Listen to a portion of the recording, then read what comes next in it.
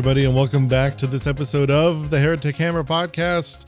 I'm your host, Marshall, and this is my co-host, Dylan. Hello, hello. And for us, it's been a minute. I mean, if you've been following us closely, then it's also been a minute. A month, perhaps, one may say. It's like we were slowed down by Minovsky particles. Get it? Yes. So, a couple things have happened in the time that we've been away. I got married. Woo! We love that. I have a wife. Perfect grade. Yes, perfect grade. Then we both for separate portions of the announcement or of the announcements, we each separately, but for similar reasons, creamed our jorts during the Warhammer Skulls event. Yeah, that happened. For Dylan, it was definitely for Bolt Gun 2. Bolt Gun 2. And for me, it was the Dawn of War Definitive Edition. Being able to play the original Dawn of Wars in a more...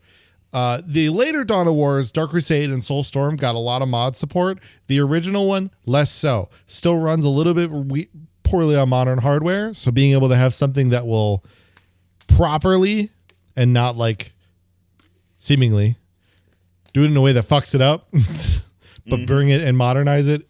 Great. Awesome. Super excited. Also, the new textures do look actually very good. But speaking of GW, we got special GW news. They're in the news for a lot of things, and they came in the news again recently. Ready for this one? Fire away. Games Workshop had record profits within the last year. Oh, that's so nice for them. Yeah, do you know what they did with that?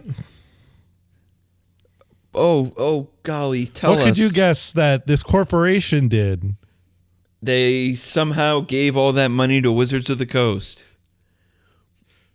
Who then spent it on Magic the Gathering. I was just saying, if anything, Wizards paid them for that when that happened. No. Games Workshop gave 20 million euros of their profits to their employees as bonuses. They actually did something cool. Let's go! Hooray! That actually rules. That's genuinely the way that you should do it. Yeah. Yes. I especially give Games Workshop a lot of shit for a lot of things. The prices of the models are not where I want them to be. Rules decisions are sometimes a little funky, but hey, a company, one way or the other, though, is doing, you can feel better about supporting a company when they do shit like that. Much like a growing child, they need to be not only reprimanded for doing things wrong, but also celebrated for doing things correctly so that they don't get scared and confused. Yes, exactly. So that's a good job to GW on that one. We like that. I thought I'd throw you the curveball in there because we take those. There's still that. You don't see that often nowadays, sadly. Mm-hmm. But yes, today instead though, we're gonna be waiting until next week to get back into the world of Games Workshop proper. Speaking of curveballs. Yeah. And instead we are going to head right on back to, ignore the thing he's on the screen. We're going to be really right back in to our discussion on the Mobile Suit Gundam or 0079. Specifically the movies, the movie versions, because that's what I watched. And that's right, folks. I didn't really get into why, and I feel like I should preface this I think, as we get into a number of things coming up, because I think... Well, now, hold on. What? But before we do properly get into that, I have to introduce introduce the show. Oh, I got to tell everybody what time it is. Oh, yes, that's right. It's Marshall, it's time once again for Mobile Suit Gundam. Dylan's counterattack. I'm glad this is never and going as you anywhere. said, today we are continuing our talks on the Mobile Suit Gundam movie trilogy. Also, none of my animations are working, but that's okay. We love it. We continue. We continue on. Claire Obscure. But yes, we're discussing the 3 films that make up the 0079 trilogy. And yeah, like you were saying, you haven't really had a chance to go full into why we chose to watch the films instead of the anime. But yeah, you can pick it up from here. Yes. So, because I felt like it was going to become important because we're going to start getting into that point where I think the differences between the show, like the full show, and the movies are really going to come into fold. Right?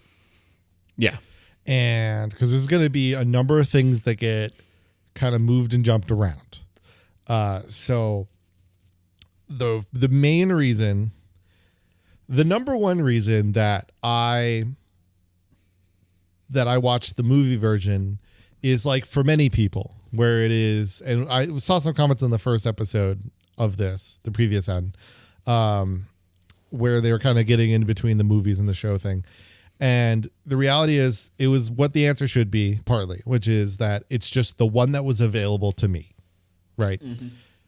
If you already have some streaming service, if you have Netflix because you have a T-Mobile plan, I have friends who have that, right? They get Netflix as a part of their mobile data plan.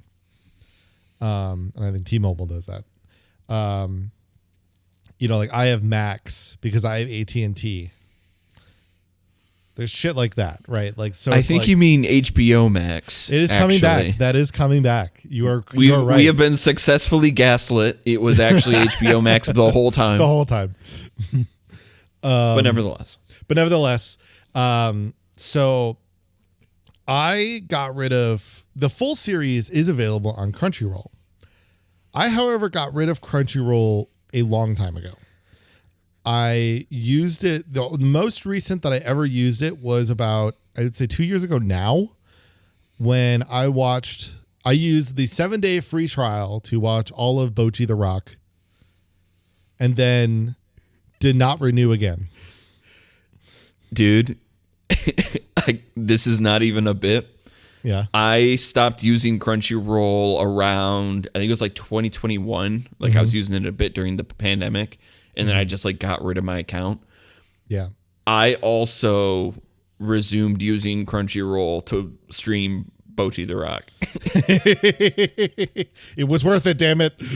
Yep. I didn't sign up. I didn't pay for it or anything. I used the free version, but that was what brought me back. Yeah, and I mean, so that was the big thing was I wanted to watch that, but that was it. I gave up Crunchyroll even before that. Like, I mean, I gave it up probably sometime around like 2018 or 19 because I just hadn't watched anime. And there was a good period where I was just paying for it and not using it. And then, Crunchyroll hasn't always made the best decisions as a company. What? And some of those I don't agree with. So I generally don't try to use them until maybe those things were to get fixed. Going back to that whole with a company, you must treat it like a small child. Mm-hmm. And me not using it, me not giving, paying for it is my reprimanding of of the service. You have to use positive and negative reinforcement. Yes. So I already have Netflix though, because don't tell Netflix, but me and my family have it. We still share the password. Marshall, we're putting this on the internet. Shit. This is going to be public knowledge. No.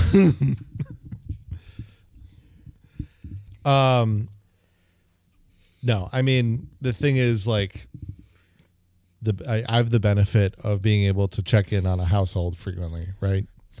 Yes. So, yeah, for me, that it works to fulfill their guidelines. So that's the thing, right? Like, because my parents still want it, I still have a form of access to it, and thus that was my way of having access to the movie. Trust me, I don't like Netflix either. The second my parents decide that they don't want to pay for it anymore, it's gone. But until that time comes, I had it. And thus I watched 0079 because that was thus available to me. There are obviously other means and ways that I could have watched it. And whoops. But this was what we chose. I'm getting a little too much in the weeds here, but yes. Are you going to bring up the thing about the availability of these movies on Netflix? Possibly at the time that this episode gets released. I guess I don't know what you mean by that. Yeah, so as Marshall was stating there, both of us watched the 0079 trilogy using Netflix. I believe sometime in June, either the first or second week of June, those movies are being removed from Netflix. They are no longer going to be listed, along with, good. I think, a couple other Gundam-related films. I think Char's Counterattack is included with that as well. I'll have to double-check. There's a couple of them there. At least I watched that. But yeah, if you're somebody who's been tuning into this podcast and was like, oh, man, I really want to watch these movies along with them so I can kind of key into their conversation.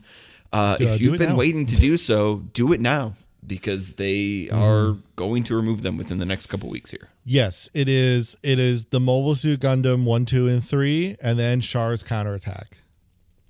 Seed is still seemingly remaining. Seed survives. Seed survives. Seed prevails.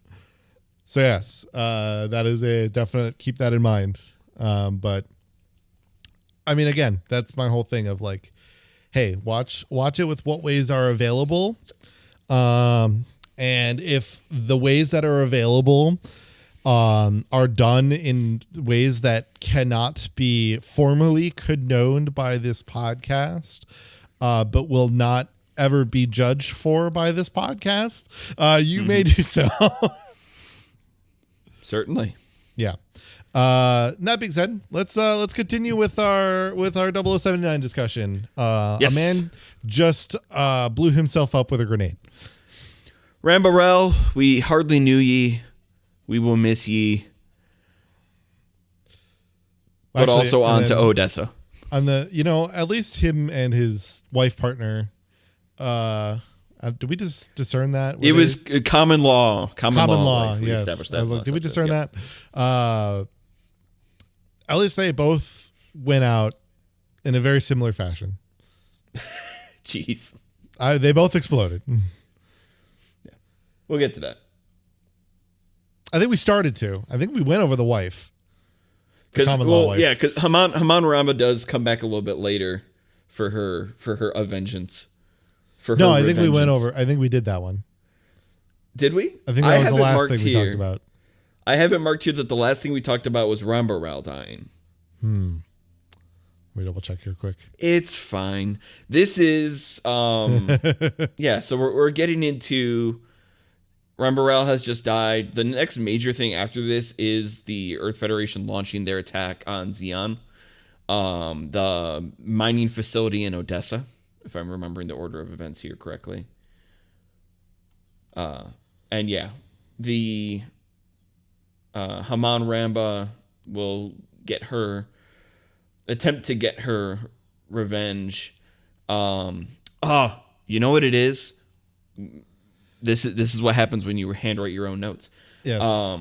Because I made a point to note that, like, okay, the Federation from this point is going to attack the mining facility in Odessa, because obviously their goal is they want to cut off their supplies.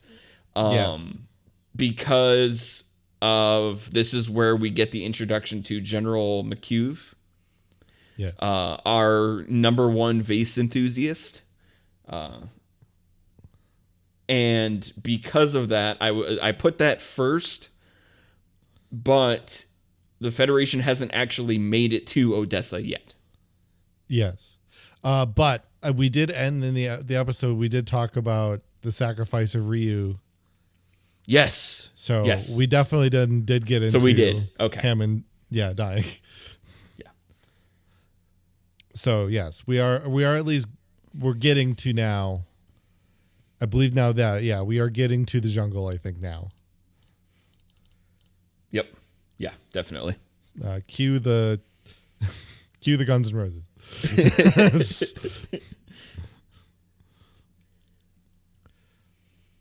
Okay. We're set. I think we're set. Well, welcome to the jungle. We're going into the jungle now.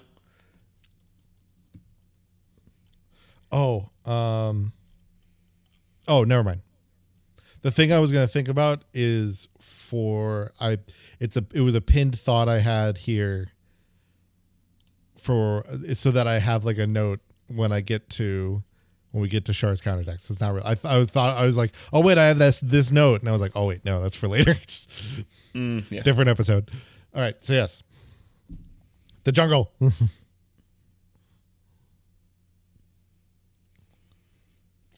I believe we get pretty much right to the jungle from the movies. Yes, because they have the sort of farewell to arms where they pay respect to all the soldiers that died, including Ryu. Yes. They have that really like cinematic big moment where they're all standing out on the deck of the ship.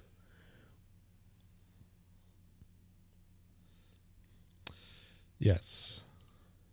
And then they dock at the seaport, because this isn't. This isn't now we're in the seaport. We're not yet at Jaburo. This is at the seaport. Yes, but a very important sequence for one character in particular. You wouldn't happen to be talking about Kai, would you? Oh, I think I would happen to be talking about Kai.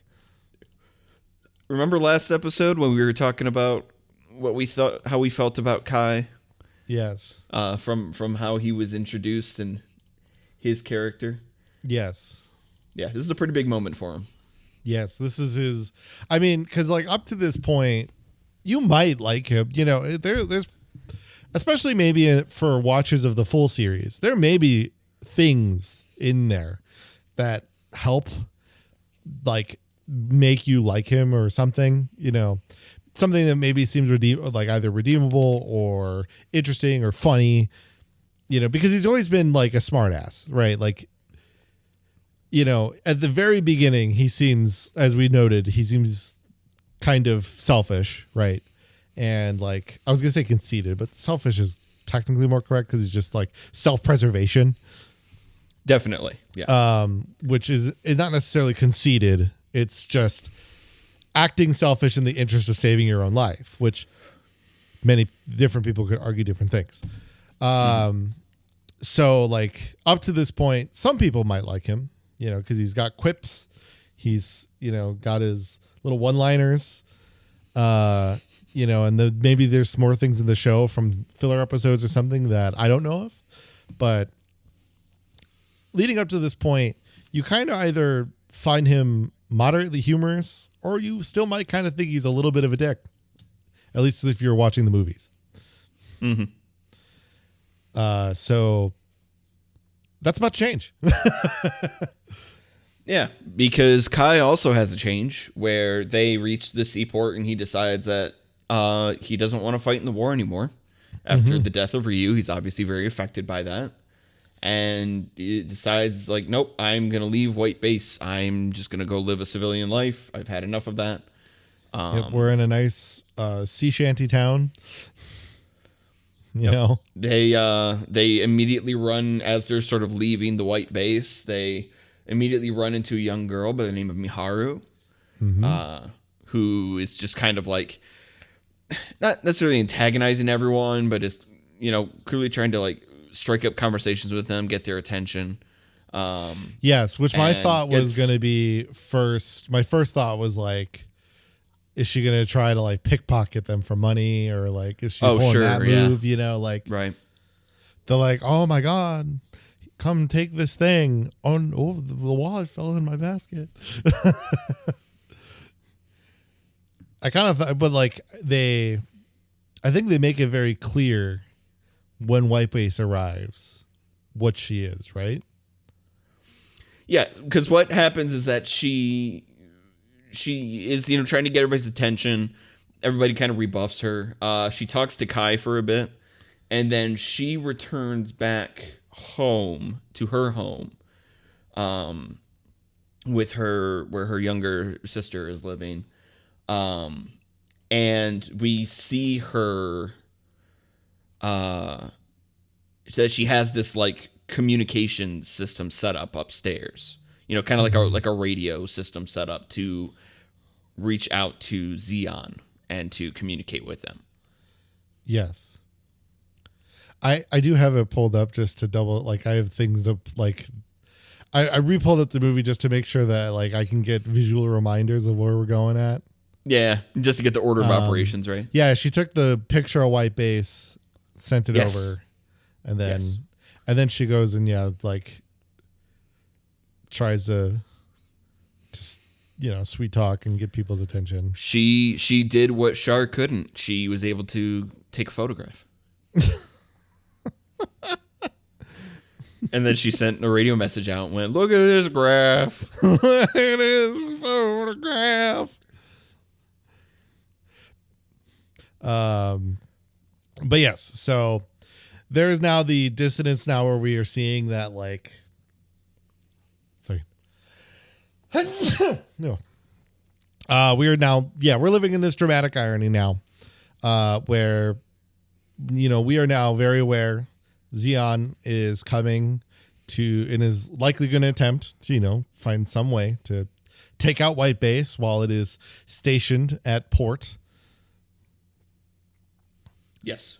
And thus, but at the same time, as we have denoted, so, the White Base crew, they're kind of getting they're kind of meeting up with officials. And this is where we start to get the Federation, especially the Federation side of the new types. They're just kind of like, absolutely. but it's just kind of, it's not like you're the new type, like they don't point right to, Amuro and what is her name? Escaped me. Sayla. Like they don't point right at them and are like, you. They obviously internally, as we've discussed, like because they've discussed it as like a background thing.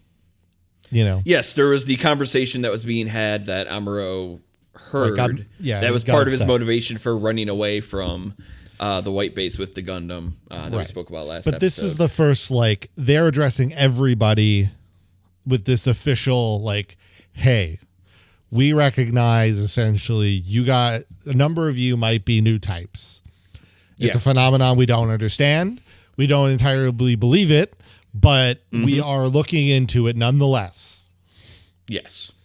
And then, so it's kind of during this that Kai is like, peace. I'm out. So, are you so familiar Yeah. with how the original anime series handles the introduction of the new types compared to the films? I mean, the introduction, I don't fully remember. Effectively, the actual, like, a lot of the plot and the information surrounding new types isn't present for most of the series and doesn't really come up until, I want to say it's like the last like 8 or 9 episodes is when they actually start getting into it. And with these films, they do a much better job of actually like integrating the new type plot threads much earlier into the story and having them a little more interwoven into the overall thing. Because with the anime, it kind of feels like it's a second thought that, comes up a lot later. So did they cut in like scenes? I believe, yeah, they cut in some scenes. There's some dialogue that's changed around. Interesting. But yeah, you're hearing the word new type and learning about new types quicker in this film trilogy than you are in the original anime series. So like when Amuro gets mad in the original series, is it because of the new type thing, or is it just because of the... I think that conversation was still happening.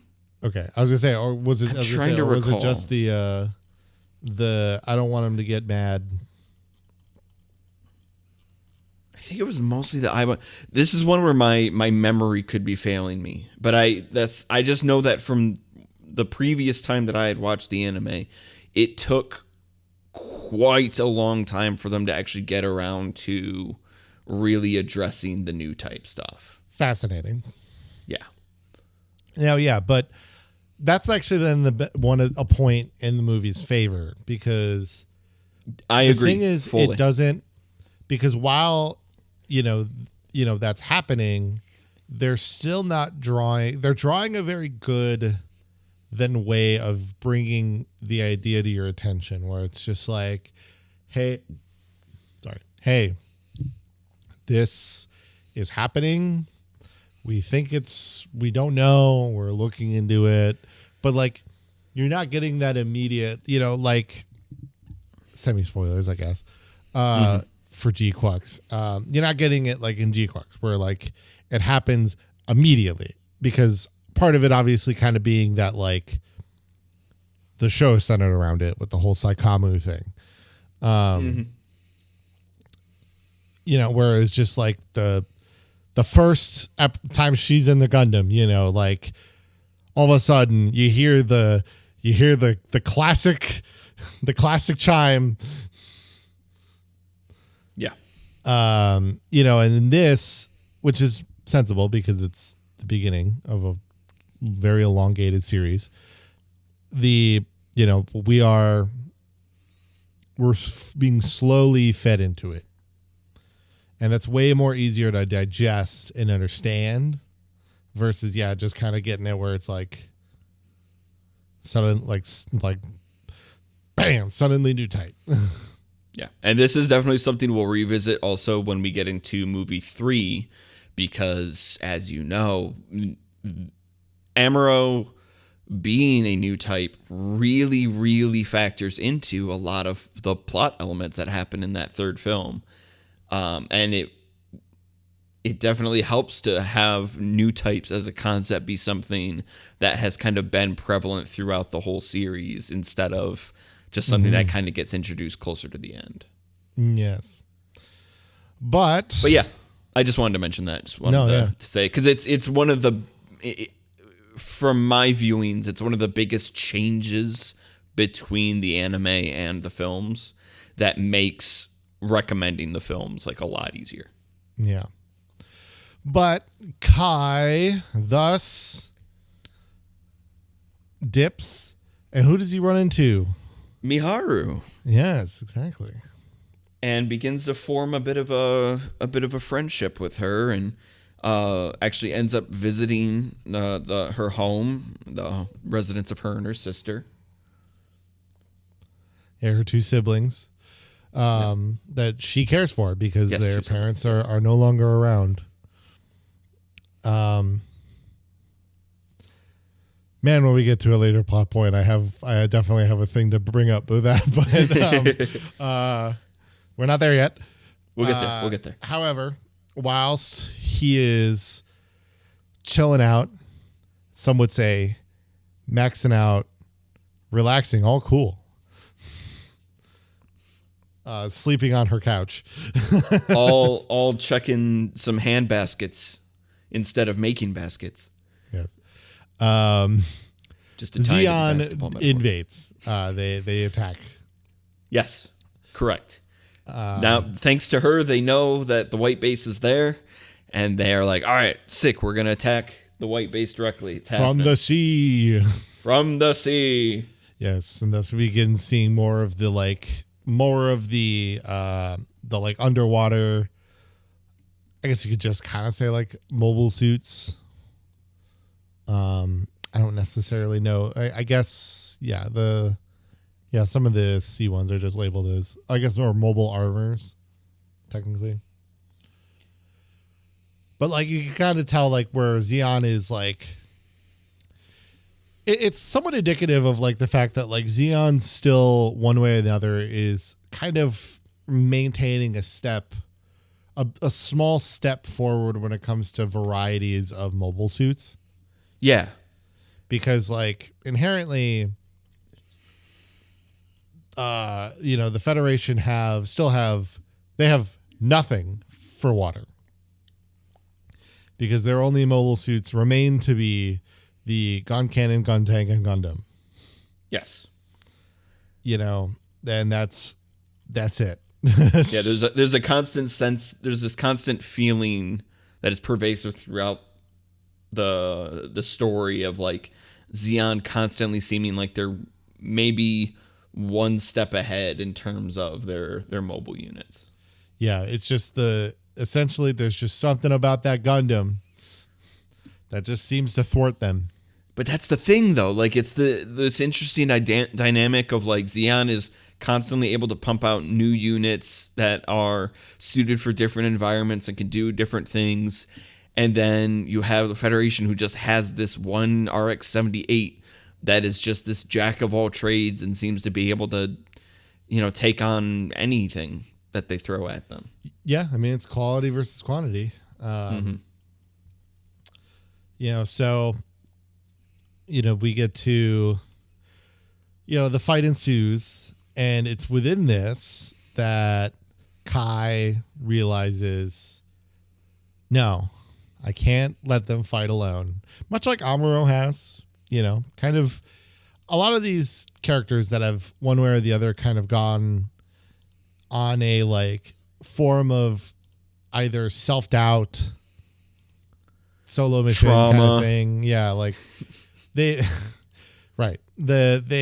realize like, you know what? No, these are my friends. These are these are my family now. I can't just let them fight. It obviously feels it feels tropey, and it can feel a little antiquated now. But it is a big thing about this series is like you meet all these characters at the start, all these people on the white base, all your main characters. And, it kind of starts off at a position of like, well, they're fighting for the Federation because that's the right thing to do. And then over the course of these films, you're kind of getting a better understanding. And they are too, of like what it is about themselves and their personal ideas and what they're striving for. That becomes their reason for fighting instead of just, because we need to fight for the Federation. This is our home, yes. And while Kai makes it to this ship, he is inherently followed by, once again, Miharu. And so it's kind of clear at this point, though, when she gets onto the ship, and especially he like sees her under the table, because that's always the best hiding spot, as showcased by every horror movie that has ever taken place, especially in a school. She definitely plays prop hunt. She knows the strats. And it's kind of clear, at least it was to me, that he seems to catch on that she's up to no good, if you will. Well, if you recall, back at the cottage, at the family home, when he is resting on that couch, her handbasket, I wasn't just making a sick basketball pun, her handbasket, he snoops and takes a look in it and sees the gun that she has in there. Right, yes. But he very intentionally, like... This is another great thing about this because it's Kai showing a level of understanding of what it's like to be in a certain position and like needing to do what we would consider to be like, you're a bad guy because you're spying for Char. And he very quickly picks up on and like understands and processes that she's doing this for the sake of her family. And it's not like this, it's not personal. It's not like an inherent thing of like she's betraying him or like any kind of like personal slight. It's like, no, she's, she's doing what she needs to do to keep her family safe and make sure everything's going to be okay.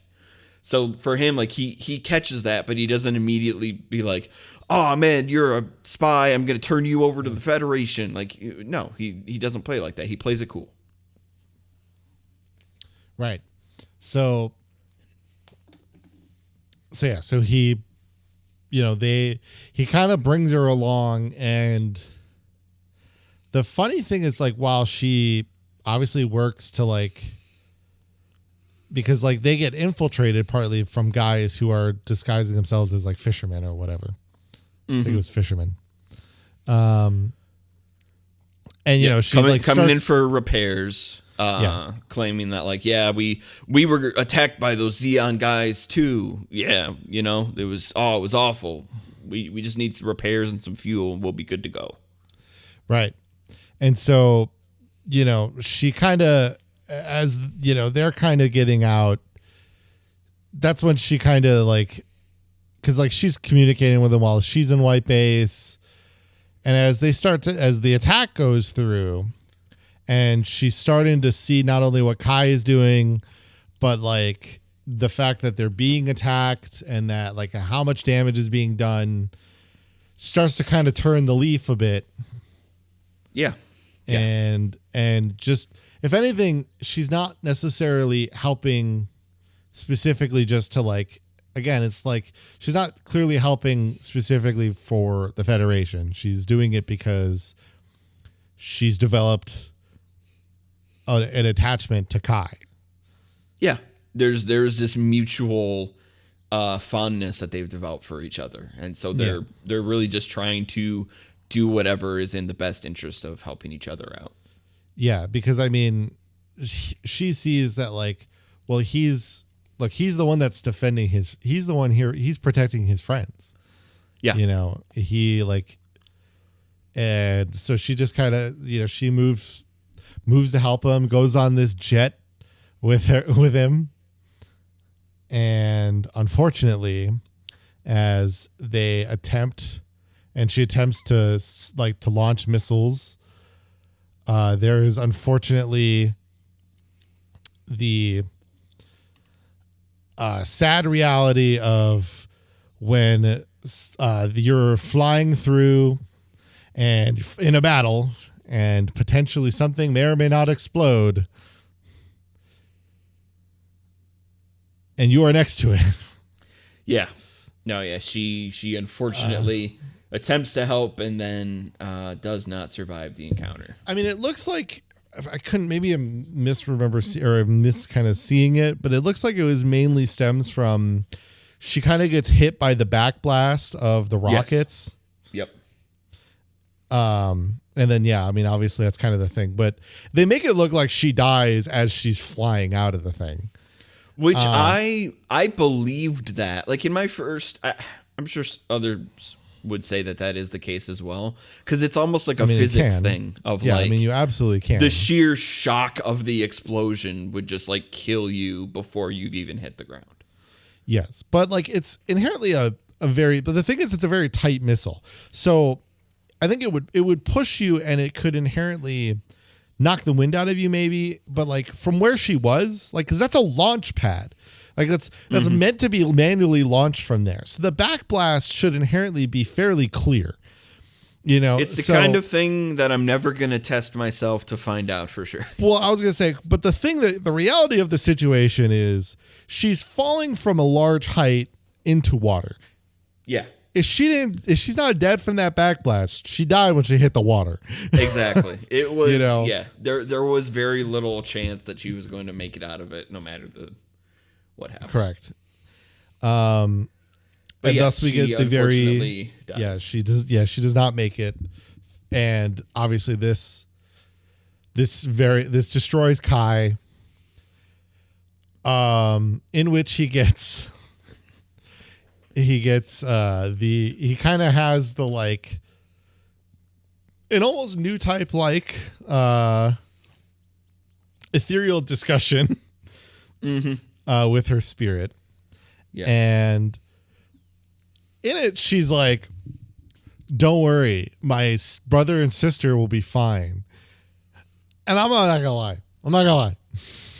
I watched that and I'm like, this is some like conscious needs a form of acceptance thing going on here. Because I'm like, no, they're not.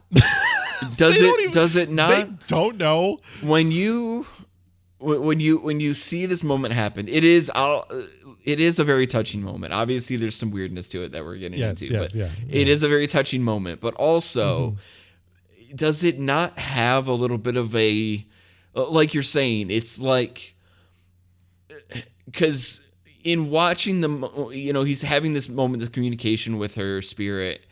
And you're thinking, is this like a latent new type thing? Is this possibly him showing some level of new type ability?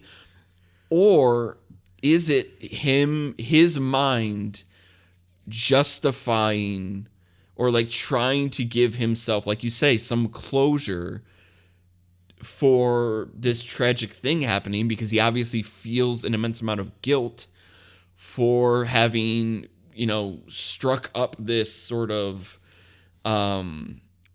relationship with her, not necessarily a relationship like we typically think of it, but just like the basic idea of like a connection with her and growing to care for her and her caring for him.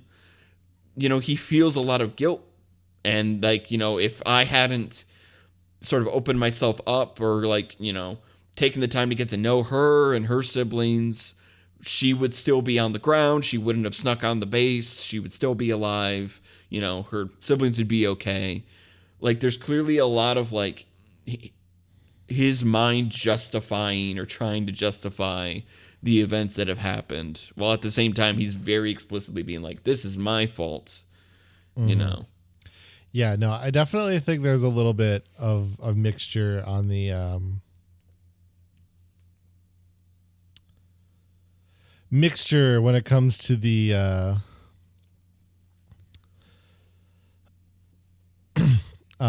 like of why he's seeing her or whatnot. But yeah, like it definitely feels that because like those kids have no idea that she died. Yeah. No, like, she leaves them and is like, I'll be back. I believe she gives them money for like food and supplies. Yeah. But it isn't like, I'll be back. Or isn't like, in case I don't come back, here's to do this, Yeah, no. So like, that's where I definitely felt like it was a little bit of like, I need a part of my conscience to tell me that they're going to be okay. Yes. For me to move on because otherwise, but like my expectation kind of honestly was kind of to be like, time for them to adopt 2 new children. Mm-hmm. But that didn't happen either. So, there's definitely a case for them. There's a case to be. Give, I was going to say this was the chance to give Xeon children, so that now there's the child cuteness perspective on both sides. Yeah, there's who's the bad guy now? We also have children. There's a case to be made for Kai telling them, hey, if she's dead, that means that her siblings are alone. We should adopt them along with the other children that we have here on the white base and bring them with us so we can at least guarantee that they are being watched and taken care for. And I'm sure the immediate response to that would be, well, they know we're here and they've actively been attacking us. We can't just go back to that seaport. It's effectively shot. We're not going to be able to just return to that. We need to get to Jaburo. Yes, I think so. it's, Unfortunately, that is a it's good kind of a point, yeah. lose-lose situation. Yeah, that is a good point. I think it's just it's just one of those. It's just funny to me because like when I look at it, I'm just like, no, they're not. You have no idea that they're going to be okay here. If you want to go to the character slide, yes, for Federation, there are 2 of them. I want to, except for Federation. Yes, we've got. I'm getting a little cut off on my thing. Why is that? Anyway, while I attempt to fix this in the meantime, so we've got there was the point. So we had at various points in time seen Matilda Ajan. Yes, Matilda Ajan. We didn't really talk about her much. She was kind of if anything, she was kind of almost like, I'm trying to think of like the type of character. She was like the, character that was there to kind of help either add new things to White Base. Like she was kind of the commander that would come in. She was was a representative from things that would come from specifically a commander. Yep, her rank was commander. She was part of the Medea supply unit. So much further back in the first film was when we were actually introduced to her. Kind of became like Amuro was like immediately infatuated with her. Yes, as were many of the men. Yes. But yeah, as she was also kind of, in addition to being part of that supply unit, she also ends up kind of like giving orders. The Operation Odessa that we were talking about from previously, she's the one that like gives the White Base the orders to like take part in that operation. Yes. But as I say, similarly and unfortunately, she too had met her end. Yes, from the Black Tri-Stars. Yes, I was gonna say I believe it would be the second, or like the essentially the revenge fight, if I remember correctly, or was it the first one? Yes, this is with Rambo. If I'm remembering correctly, this is the same fight as where Haman Ramba is getting her revengeance. Yes, it is. I'm looking at it now. Yeah. So there's an importance to this because she was engaged. Yes, we finally make it to Jaburo, which is this secret base that's kind of hidden underground in a jungle. Really, really cool. It just kind of has like this big secret opening that like shifts, like the entire ground shifts open. And there's an entire underground base deep below that they fly into. Really cool. Of course, of which they get, when they enter this, are being tailed by Char and Zeon because, why aren't they? Why aren't they? That dastardly Char.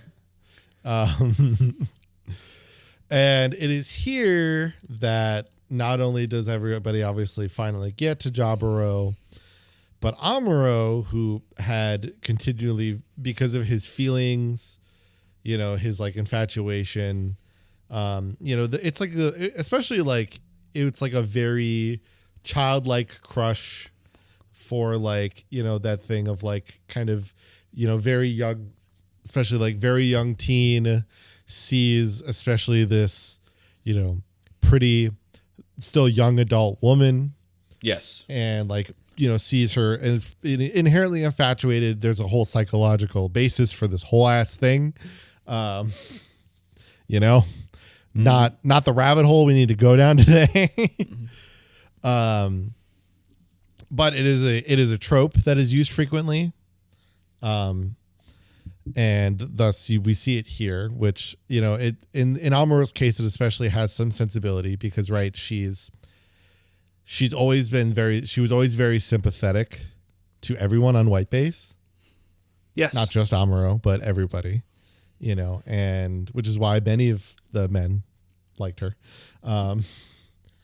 But nobody disliked her either, I'm joking about the men because that's the joke in the episodes, right? Mm-hmm. It's the guys all want the picture with her, Amuro like gets giddy because he was next to her in the picture. Mm-hmm. And so now after she's died, she now has to face her former fiance. Yes, Lieutenant Woody Malden. Yes, who we see over on the right. Is he Malding? I don't know. Sorry. Boo. No, this is actually a really interesting meeting. This discussion that Amuro has with Woody. Because when they first start talking, he doesn't know. It is in this conversation that Woody brings up, oh, by the way, Matilda and I were engaged. We intended to get married after the war was over. Mm-hmm. He's talking about we had it planned out. It was going to be this really nice ceremony. We knew exactly how we were going to do it, and then doesn't she died. He mention that they were going to invite everybody from White Base? Yeah. And it's this really interesting thing because he's expressing all of this, and then Amuro obviously just feels this immediate guilt about the whole situation. And apologizes and is like, I'm sorry that I failed you. I wasn't able to protect her. I'm so sorry.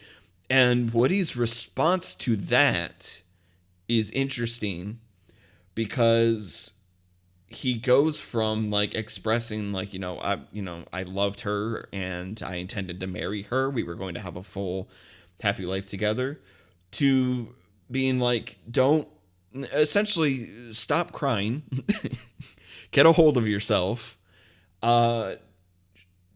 She knew what she was signed up for in terms of her position in the Federation, and it's war. This is what happens in war. We accept that this is a possibility, and she died doing what she cared about the most, which was protecting the people at the White Base. So right. And I mean, he actually, because I happen to just kind of catch it here, he says to Amuro, don't try to tell me that the Gundam could have somehow saved Matilda or ended the war. A good pilot should give it all he's got so that he has nothing to regret. Yes.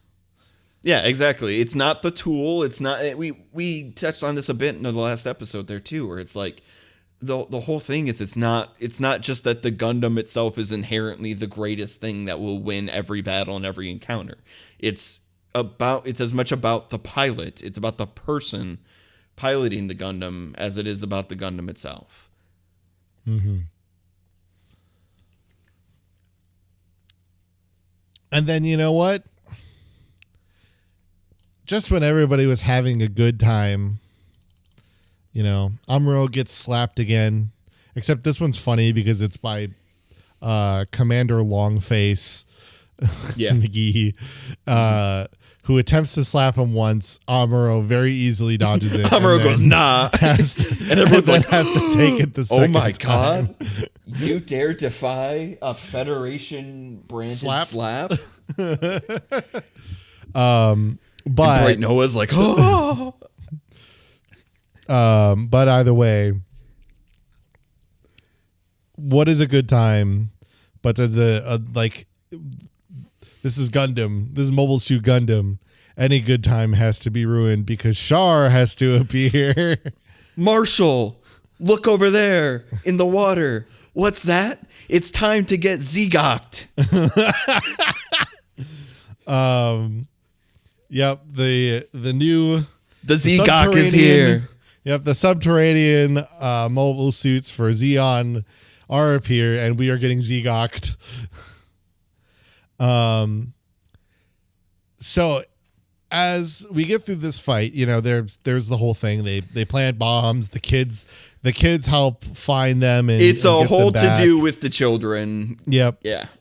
But most importantly, in the caverns, kind of within some of the confines of the fight with Amuro and Char as he's trying to, hunt him down. We eventually, before, I think it's before that. I think it's just before that. We're coming right up on the end of the second film at this point. Yes. Just before Char and Amuro have their final duel of the second movie, we have the meetings between Salamas and Char Aznavour. Yeah. And this has been, we've known this already. Coming up to this, if you watch this the whole time, you're aware Char is Sayla's brother. Correct.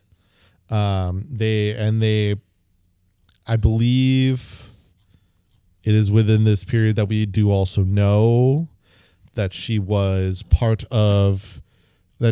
the daughter of the original Zeon Chancellor guy. I forgot the rank. I forgot what the rank was called. Yeah, I'm rapidly going back through my notes to find the names that I have written down. Yes, their father. I know I have the names here. Where are you at? Where are you at? Oh, let's see. How fast can I get to it? Who will get to it first? We'll get to it first. All right, we've got Zeon Daikun, but his title was, I guess, did he have a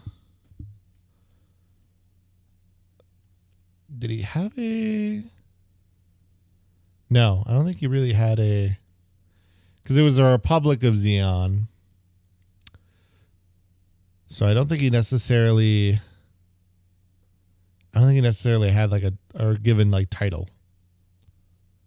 So at least, yes, the founder and the original leader of the Republic of Zeon, Zeon Zoom Daikun. Yes. And kind of obviously from that, we've also learned then that Char's original name being Cassaval Rem Daikun. Yep. And Sayla's name being Artesia. Yes. Because that's how they talk to each other when they finally now, because she is snuck off once again, hearing that Char is around, goes to try to see him, and they do. And it is in this moment where we it almost kind of becomes clear, because up to this point, she's constantly trying to wonder, what is Char doing? What is his goal? What's his means? What does he do? What does he want? And it's kind of in this moment where, because when he tries to get her to come over, and they're kind of doing the no, come with me, no, come with me. Yeah, it's a lot of join me, join my plan, no, join my thing. Yeah, and she inherently, I don't think fully she clearly, obviously, and because he doesn't say what his real plan is, and so she has no idea inherently what he's really trying to do, and at this point, she's developed this closeness with White Base and the Federation. Yeah, she has a bond. She has this sort of second family there now. Yeah, well, and she especially has no love for the zombies, and I don't think she has any intentions clearly to, act or somehow go and join them somehow, some way, She's not going to be well, they killed Dad, so I'm not going to just join them now. Whether or not, because I think that's that point, right? It's doesn't really matter whether or not I agree with the Federation at this point. The zombies are bad people. Yep. Yeah, exactly. You know, to her, right? Like she's just like this. No. Yeah, the enemy of my enemy is my friend, and that's how she sees the Federation. Right. And so like, but she does feel close to White Base specifically. Mm-hmm.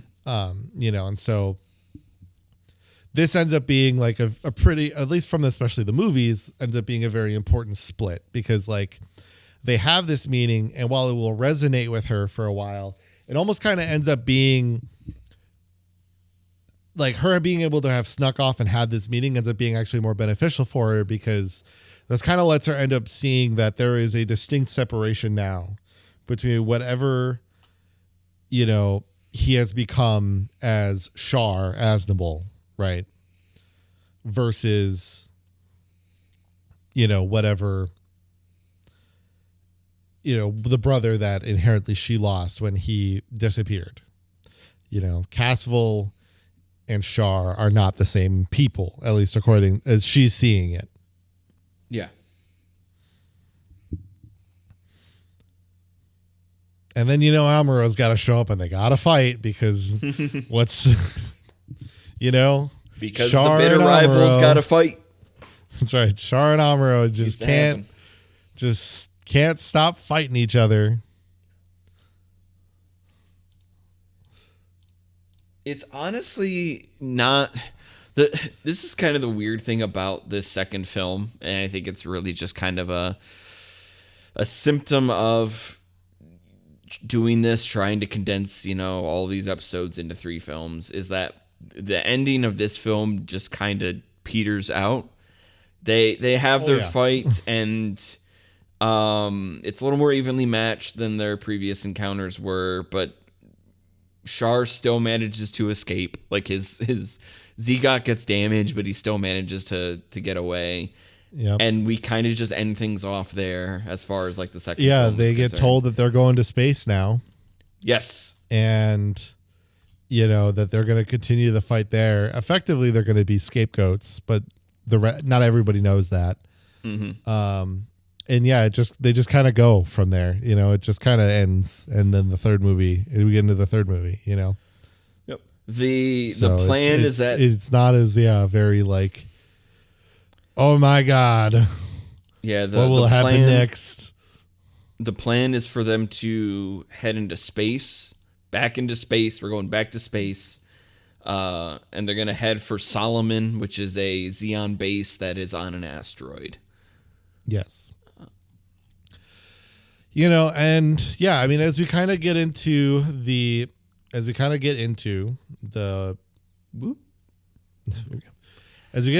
movie,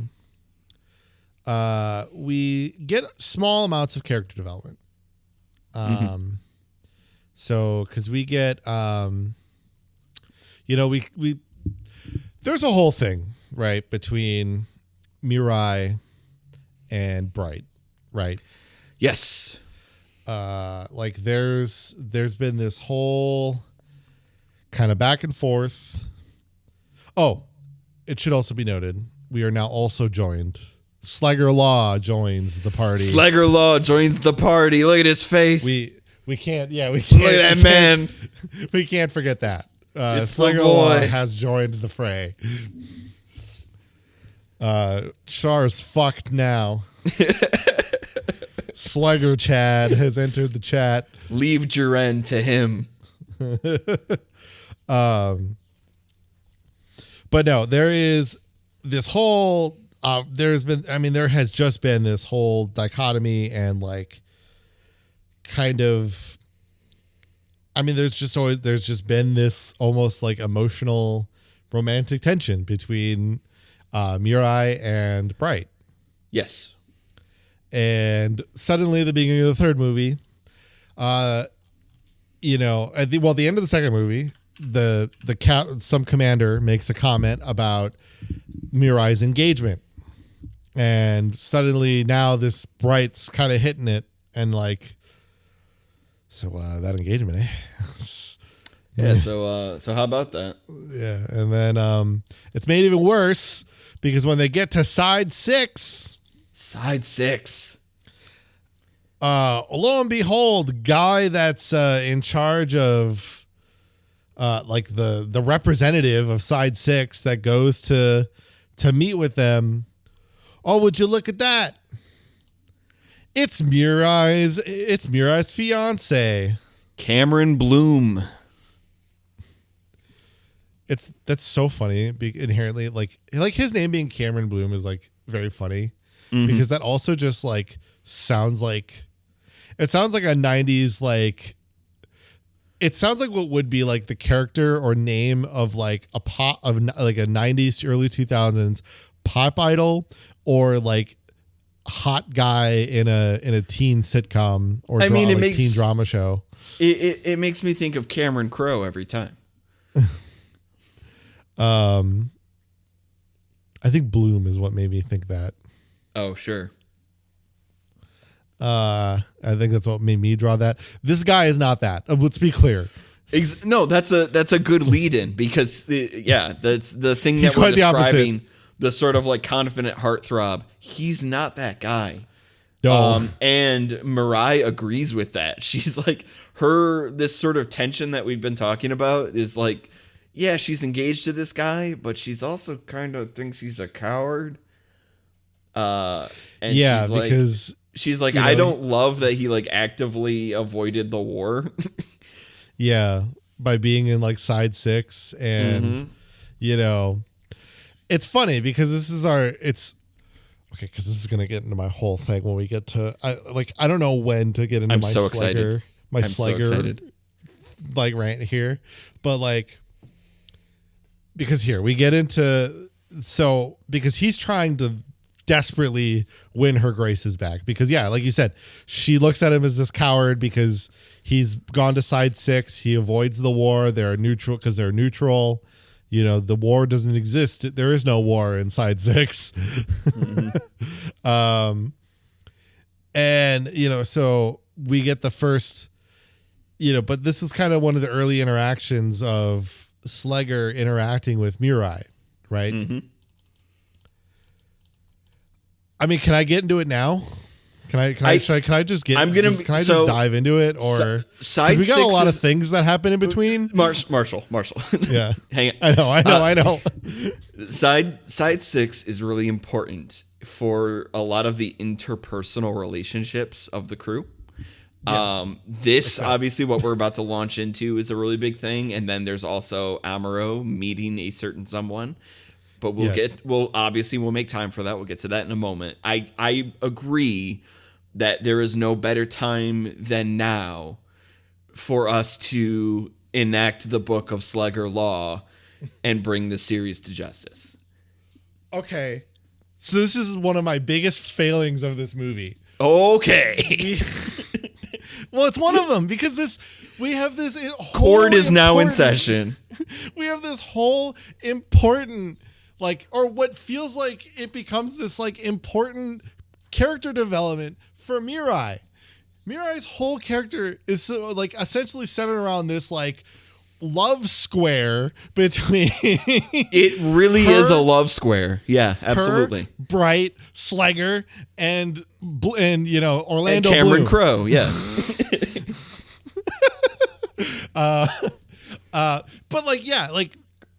And then, so we have this moment where Slegger, he comes up, he rises up, and he steals his glasses, knocks him on the nose, and she's like, no, he's fine. And then he's just like, haha, and then he flicks his glasses back at him, and gives a whole weird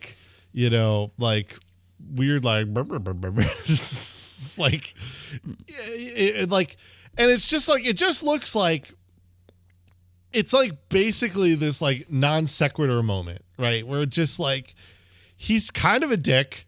She kind of calls him out. Then we get this small moment between her and Bright where Bright kind of at least, and this is important for Bright, where he kind of gives the I'm kind of throwing in the towel. I want you to know my feelings, but I am throwing in the towel. I'm not going to get in the way. Yeah. And that's it. That's it. It's over. All the way up into Solomon. And then, like, all of a sudden, Slegger's gonna engage Tamirai. What happened? What happened in between there? So this is the part. Okay. 3 things. 1, it is a shame that this is one of the few moments where, like, it's a shame that we don't use webcams for this show because you can't see the grin on my face the entire time Marshall was talking. Oh, and I was like moving around, like I was getting away from the mic so I could yell. Number 2, it is important to note that Slegger Law has been established before this point as being really boastful, confident guy, a bit of a womanizer. He's flirting with every female that he runs into. You know, he's trying to act like he's all that in a bag of chips. He pretty quickly gets shut down in that regard of being like this amazing pilot, but he kind of takes it in stride, you know? He doesn't like become like super resentful or angry towards the crew. It's kind of taken as a thing of like, you're not, you know, as hot as you think you are, but also you're kind of all right. And then these children pilot better than you do. Yeah, exactly. But then you get to all of this stuff after the Battle of Solomon, where he kind of starts up this relationship going on with Mirai. And this is sorry, I forgot my numbering. Don't say we're not even number 3. This is even before Solomon. Number 3. Yeah, you're right. This is technically starting up before that. But number 3. This is one of the major things for recommending the anime series over the films. Because a lot of what gets reduced, Tomino does a very, very good job of keeping a lot of the core plot. He does a really good job of putting in new elements and new scenes to help with kind of increasing the foundation of that plot. We talked about the new type stuff before. One of the things that I think you could argue falters in these films is that there is additional story and relationships and conversations and events that happen with basically every major character on the white base that get reduced significantly for the films. And this is a really shining example of that, where I would say that this love square, even in the context of the anime, isn't the best handled. And it's one of those things that I chalk up to like this being in the late 70s and them still kind of figuring out how to tell these kinds of complicated relationship stories. Yeah. But also, you lose a lot of the nitty gritty and the additional conversations and events that happen between these characters that make it a little more reasonable that, you know, Mirai and Slegger kind of reach this point in their relationship that they do. And that Bright Noah would kind of look at this situation and be like, I've, you know, been really coy about my feelings. I need to be a little more upfront with you about it, but also at the same time, like, not being willing to like step in and fully commit and be like, I want to be with you, you know, kind of taking that step back. I think a lot of this does just sort of come out of left field when you don't have a lot of the additional scenes from the anime to back it up. Right. And so like that's because that's the other thing then too, is that, you know, Cameron doesn't, there's a point in the side 6 stuff, which we'll talk about in a second, but like, where as they're kind of moving, when they end up moving it, like having to kind of get a little shaky on the way out of side 6. There was kind of a point in the movie, I'm gonna be honest, it kind of made me think that Cameron died. And yeah, I could see how you think that, yeah. it wasn't until I watched Char's counterattack that I realized, oh no, he did live. Oh, okay, he did live. And here's the thing: nothing said he showed that he died. It just kind of gave me the it just more kind of gave me the impression, right? Mm-hmm. It wasn't anything where specifically it was made him look like he died. It's just something with the way that maybe it was the way I was watching it or whatever. But I kind of had to ask myself, I was like, did he die? Did he just sacrifice himself? It seemed weird.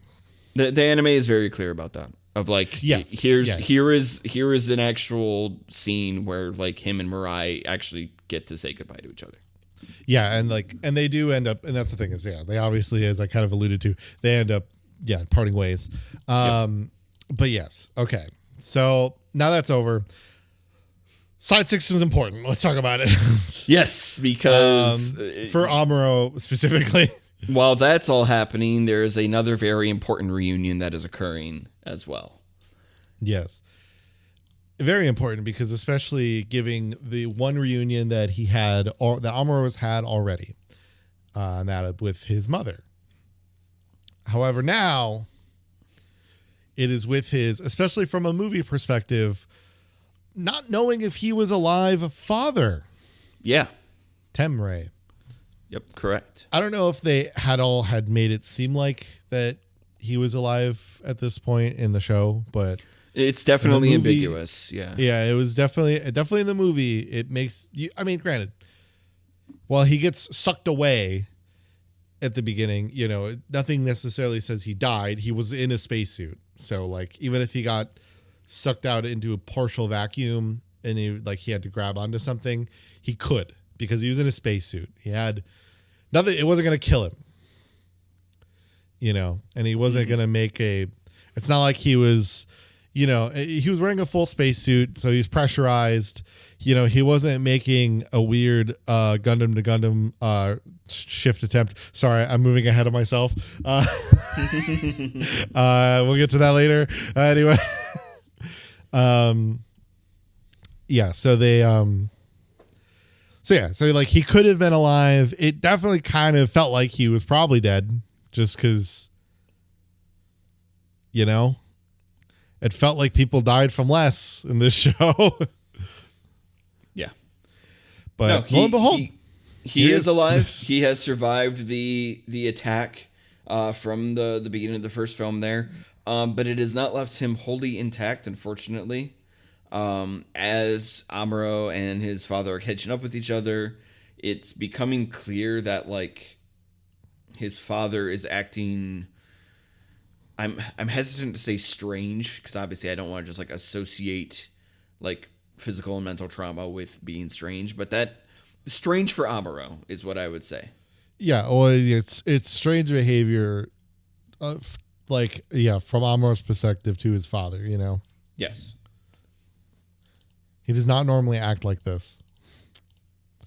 And because he's overly obsessed with the Gundam. Yes, very much so. He has almost no care about Amuro, his mother, his wife. Yeah. It's a detachment. Just a sort of complete emotional detachment from his family, where all I can think about is the Gundam. Yeah, because he tries to give him this upgrade, and that's all he cares about. He's yeah, but the upgrade. And Amuro's yeah, but Dad, can we talk? Can we? He's can we please unpack what's happening? You need to put an RTX 5090 in the Gundam. Have you considered a second cooling fan? And Amuro's can we please sit down and chat for 5 minutes and be a father OC and a son? Model. It's overclocked, Amuro. Why did we start you with an Intel i5 processor? We should have done i7 from the get-go. And Amuro's just Dad, please. Dad, please. We all know that AMD is superior. Anyway. Dad, so much has changed since we last crazy talked. What do you? This is crazy talk. AMD is on top now. Sorry. Anyway, Yeah, like so. I mean, obviously it distresses Amuro to the point that he just destroys the upgrade module. Who knows what it could have been? You know, destroys it and just leaves his father behind. Yeah, but it's kind of within that upon leaving and kind of clearing his head in a more sensible way this time, you know, because he's partly just kind of, as far as we catch him up in the movie, he's kind of just driving around. You know, I don't know if he had something originally. They don't showcase this in the movie. But, you know, one way or the other, you could kind of just think of it as like he's going off for a drive. Whenever Amuro, in a fit of passion, runs away from something or somebody, he tends to just kind of meander around for a bit. Yeah. But and in some ways, honestly, though, that's actually a very good thing to do. It's actually a very healthy thing to do, you know?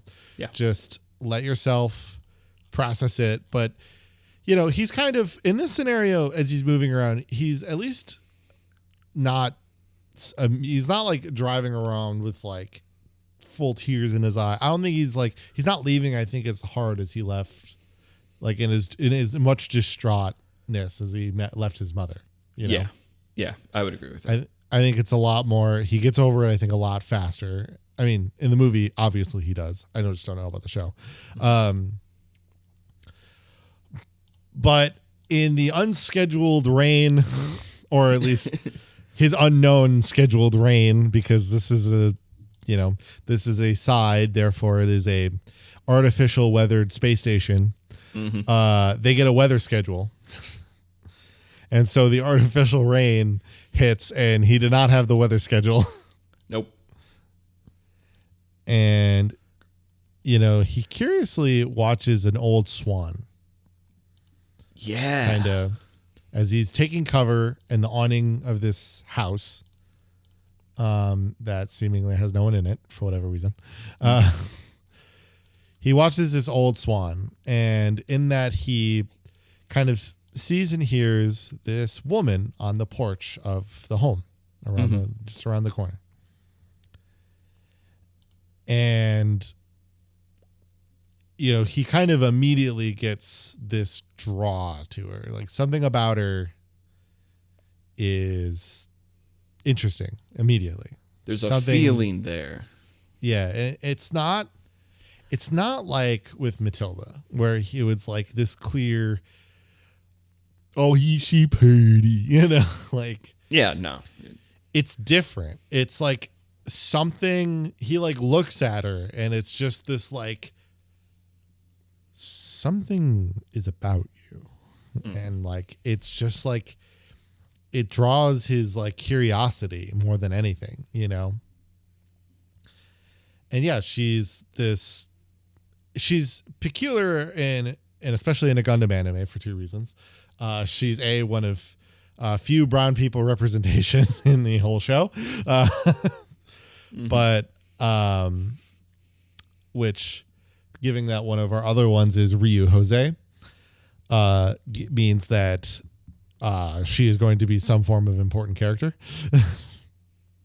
Because so far we're 1 for 1 on characters of import and them being people of color. So, you know, but otherwise, the other thing that's peculiar about her, obviously, is, granted, I don't know if, because they don't draw, at least as far as I saw in the movie, they don't draw any specific attention to like her, like the dot on her forehead doing anything with like her really having like it having to do with anything with her, or if it's just part of her character design. Like if they intended her to maybe be like, you know, again, this is 70s anime. If they like intended her to seem Indian, you know, that I'm not sure on. I don't remember if the dot on her forehead, but the two characteristics that you get from her that are obviously completely separate from every other character in the show is she has a red dot on her forehead and her eyes are like a very flat green. Like her pupil, they don't really draw her pupils, which in this anime, the character design is very much kind of more where like the white is like the pupil because they're using like reflective. They're using like the eye reflections to give definition to the pupils. Very common, obviously, anime design. She doesn't have that. It's just this flat, like the green of my model's hair, like this like blue green, and obviously this is a peculiar, like everything about her character design ebbs this like something's unique about her. Yeah.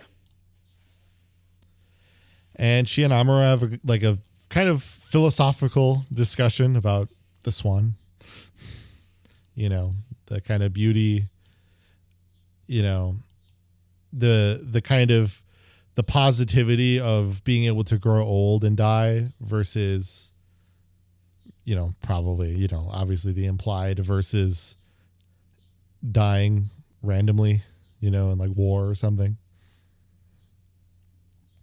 It's kind of, but like,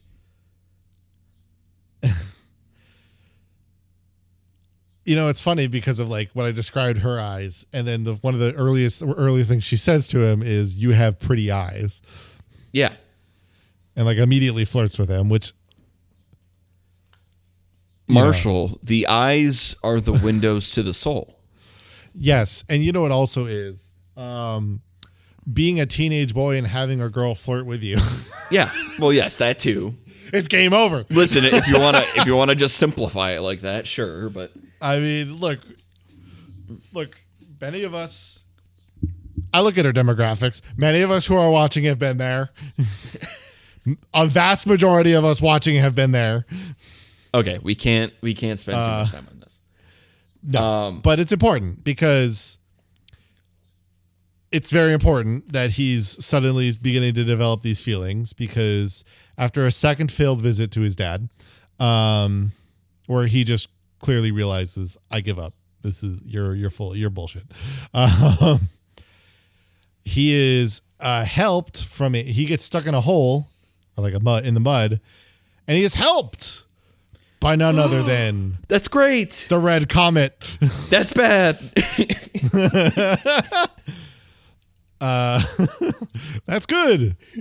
Well, that's bad. That's bad. It contains potassium benzoate. That's bad. Can I go now? But yeah, his car gets stuck, and then Char is like, "Hey, let me help you out there, pal." And they meet in person. You're kind of getting a reflection of that meeting that he had with Rambo Ral all that time ago, where it's like, oh man, I've been fighting this person on and off constantly, and now we're just hanging out in this moment together. This is crazy. He's helping me get out of the mud. Yeah. What a weirdly human interaction between us. Yeah. Well, it's funny because a lot of it is honestly because, Char is inherently very immature in some respects. Mm-hmm. We could definitely, we'll later end up how he's not, but, and he realizes, well, we're inside 6. We're in neutral. We can't fight here. There's nothing we can do. I know you're here. You'll know I'm here. Look, right now, we are not enemies because we're here. And again, Char kind of just showcases one way or the other deep down, he can be a good person, or at least, and he has a caring personality. But Dylan, who else is in the car? Char isn't traveling alone. No.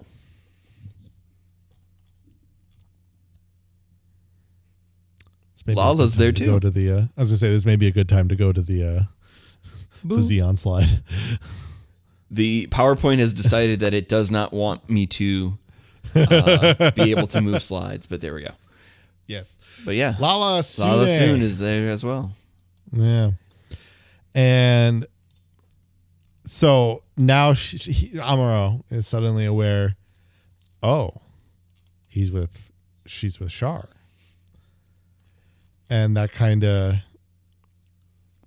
strikes a chord a little bit, which is really funny because it makes me laugh because when he sees that and he's like he's flustered and he runs off, Char's like, what's his problem? Yeah. It's a really great moment of just being like, what's that guy's deal? What's up with him? Now I'm unaware though. I believe Char, I don't believe though as understood. I'm kind of checking it quick here, but I believe Char is not aware that he is the pilot of the Gundam in this moment though. Not in this moment, no. It's only the other way around. Where Amuro knows that who Char is. He's like, this is Char Aznavour. He's Char. Because he says, I'm Char. Look at me in my loud outfit. My loudness. You know. And, he kind of runs off because he realizes, oh, this girl I liked is with Char. That's a bummer.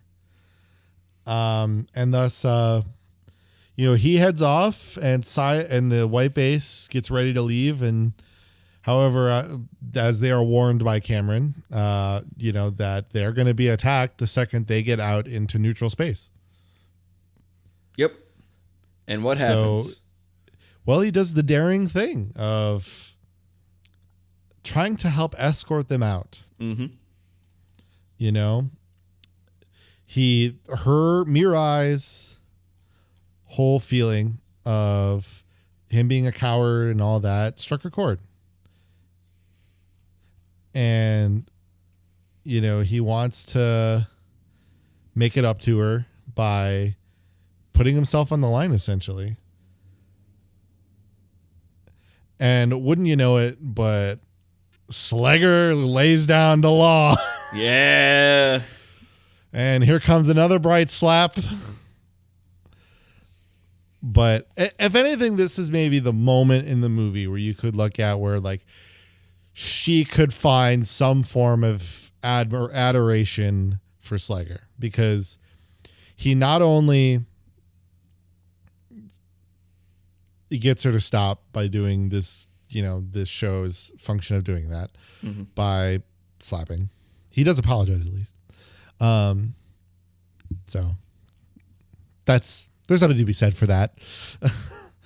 I mean, look, if we look at it realistically, we're in a universe now where everybody just slaps everybody. There's no such thing. We don't have the rules that we put into our society. Everyone slaps each other in this world. I don't think we have to emphasize. I think it's pretty clear. I'm just being pedantic. We're just being pedantic here. We don't have to lay out that the fact that we're, laughing off the constant slapping that happens in the series as us condoning that is what you should do. Obviously, obviously not how this works. But this is a different. There's a different context happening with this one than was happening with some of the other ones. And I will note, actually, leading up to this point, I think it is a good note with that, just to quickly denote that inherently this series it still hits it every now and then because, again, show from the 70s. But it does inherently actually a very good job of creating a good level of equality amongst it's interesting, the right? male and female cast. Really, the only very traditional woman character is Frau. Yeah. And that's I mean, inherently I guess they felt they needed one, but Mirai and Sayla both otherwise hold their own very well, and Lala does to an extent too when we get to her more. And I mean, Crowley Hammond, she's incredibly independent. Mm-hmm. And then, we'll talk about Cassilia later. Yeah. But yeah, so they get escorted out. Moving along. They get escorted out. Again, it feels weird because it kind of seems like maybe something happens to Cameron. No, he's fine. They make it out. And what's interesting to me a little bit is we continue to see more just as they're going where his dad is just obsessively celebrating the Gundam and the Earth Federation, which, he's a loyal guy. Mm-hmm. Granted, I just watched him fall down the stairs and apparently get knocked the fuck out. That being said, so they do make it out, but now we're getting this scenario where we're getting some connection.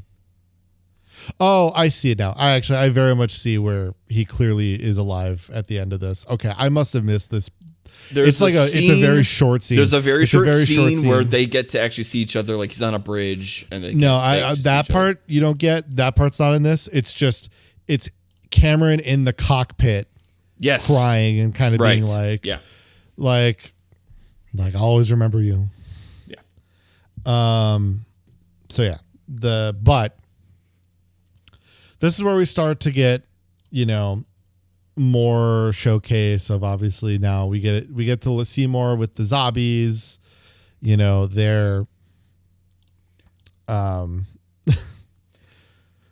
we start to get closer to Solomon. We get to see more of Dozel. Yes, we get introduced to him as a more fuller character from this kind of point forward. But then I was gonna say, similarly, now we can also get into the parts of the relationship of Lala and Char. Yes, and also during this point, there is the whole thing with the abandoned colony, where Char and Sayla reunite again, and we get the moment where Char fully lays out his plan, everything that he is planning to do, explaining it out to Sayla in full. Mm-hmm. But she still really isn't having any of it. Mm-hmm. But it's kind of the final point, I think, because really after this, she's just all right, that's it. Yeah, it's the line is officially drawn in the sand here. Yeah. But yeah, I mean, we in the movie we don't get a huge gauge of it. It's mostly just kind of, we kind of see that Lala and Char are getting very close. Yes, we don't see to a crazy extent. We just kind of know it's coming. But we get to now learn a little bit more about Dozel. Not only that, but his wife and child. Yeah, he's got a little baby. He's got a wife and a daughter. Who, that child might become important one day. Just maybe. Just might. But yeah, he evacuates them to safety as we get into Solomon itself. Yeah. Yep. This is now getting to the attack on Solomon base. He gets them to safety, and he gets his butt into. Would that be none other than Big Zam? The Big Zam. The Big Zam. Oh hey. There's a lot of cool mobile suits. We've got. Yeah, I mean, there's a lot of cool mobile suits out here, right? We've got the classic, we've got RX-78, we've got the gun cannon, we've got the Char's, Gelgoog, we've got the Zagok. We Zagoked it up earlier, yep. Yep. But there's just Big Zam. Okay. Just Big Zam. Let's quickly talk about Big Zam, because there's a lot we have to cover still, but there's no way that we were gonna pass over this. This was going to be a point of discussion. Let's try to make this as memeless as possible. Yeah, I think. What are your we're good. genuine thoughts on the Big Zam unit as as a mecha unit? I was gonna say it's like very clear. I mean, it's overpowered in the game to some extent, and it's true here. Where like there had to be so many fucking resources in order to put this thing down. Absolutely. It's like very clear that Big Zam was like a huge trump card that they were banking on. Yes. But you know what? Clearly Xeon was not expecting.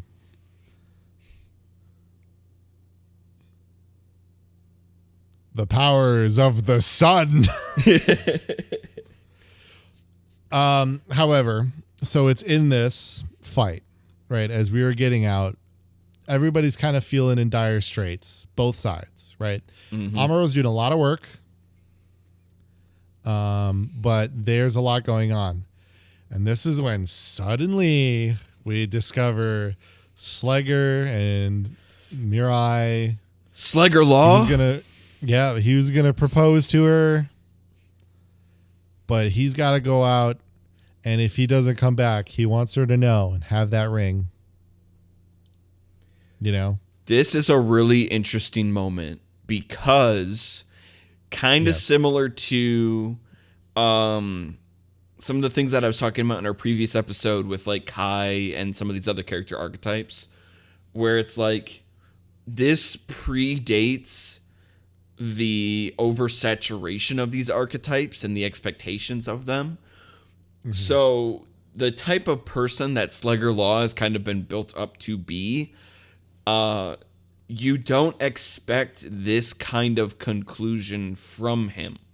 You don't expect him to have this kind of moment of being like, realistically, this isn't going to work between us. I know I'm not good enough for you. Like I've been talking mad game, especially when I first joined the crew of the White Base. I know that I'm not the kind of person who can give you the life that you want. Like I am not the person that you deserve. And it is a surprising amount of honesty to come from him in this moment, for him to just be like, nope. This is the ring that belonged to my mother. Please take this, but I'm not. This is not going to end with us having a future together. But that's kind of a thing too, though, where one of a character that actually makes a very good kind of showcase to this is or like a good version of this character that exists in a more modern setting is Kitan in Gurren Lagann. Yes. He's very boisterous, kind of, wanting to be very, kind of Sigma alpha male. Mm-hmm. But then has this shift, growing personality as the series goes, and then kind of almost turned on its head type of redemption arc. And, as then he inevitably, spoilers, goes to his demise. Yeah. and Slegger ends up being the same, where you are watching the inspiration for characters like that. Yeah, and I mean, that's the thing is with the movie, the problem is obviously, as I denoted, that it becomes frustrating because, we go and learn this about him, but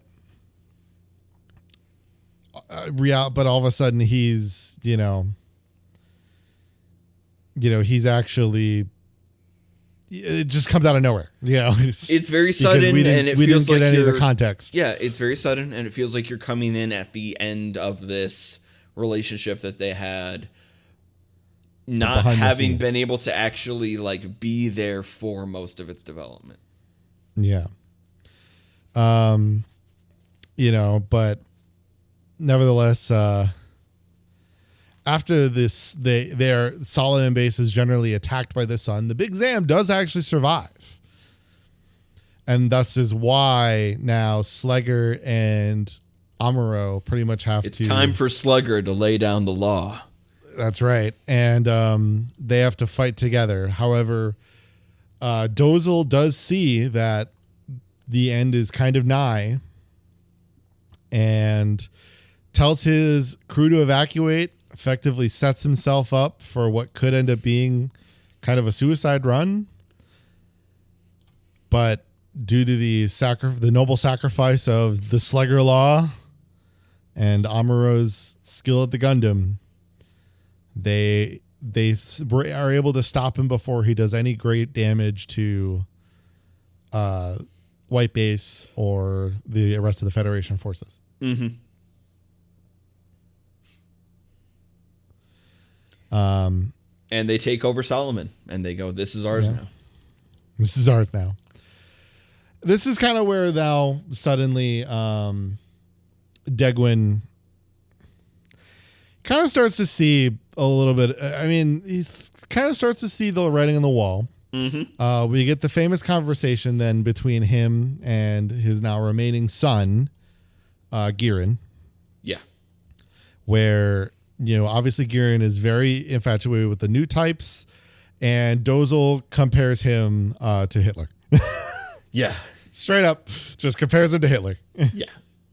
He's just like, have you ever heard of Hitler? Because you sound a lot like him right now. Mm-hmm. And that's kind of where Degwin's a little bit like, I do not like what my son is doing. Imagine being in that situation where a family member like sits you down and is like, you're kind of being a bit of a Hitler right now. And you got to just like sit with that. Yeah. Except that's the thing is you never heard of Hitler. Yeah. So you have no reason to believe that he could be all that bad. Because you're hundreds and hundreds of years removed from that history. Mm-hmm.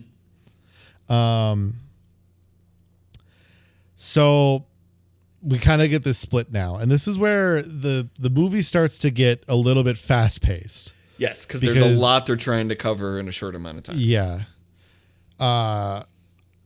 So now we're getting this conflict because Cassilia doesn't trust Girin.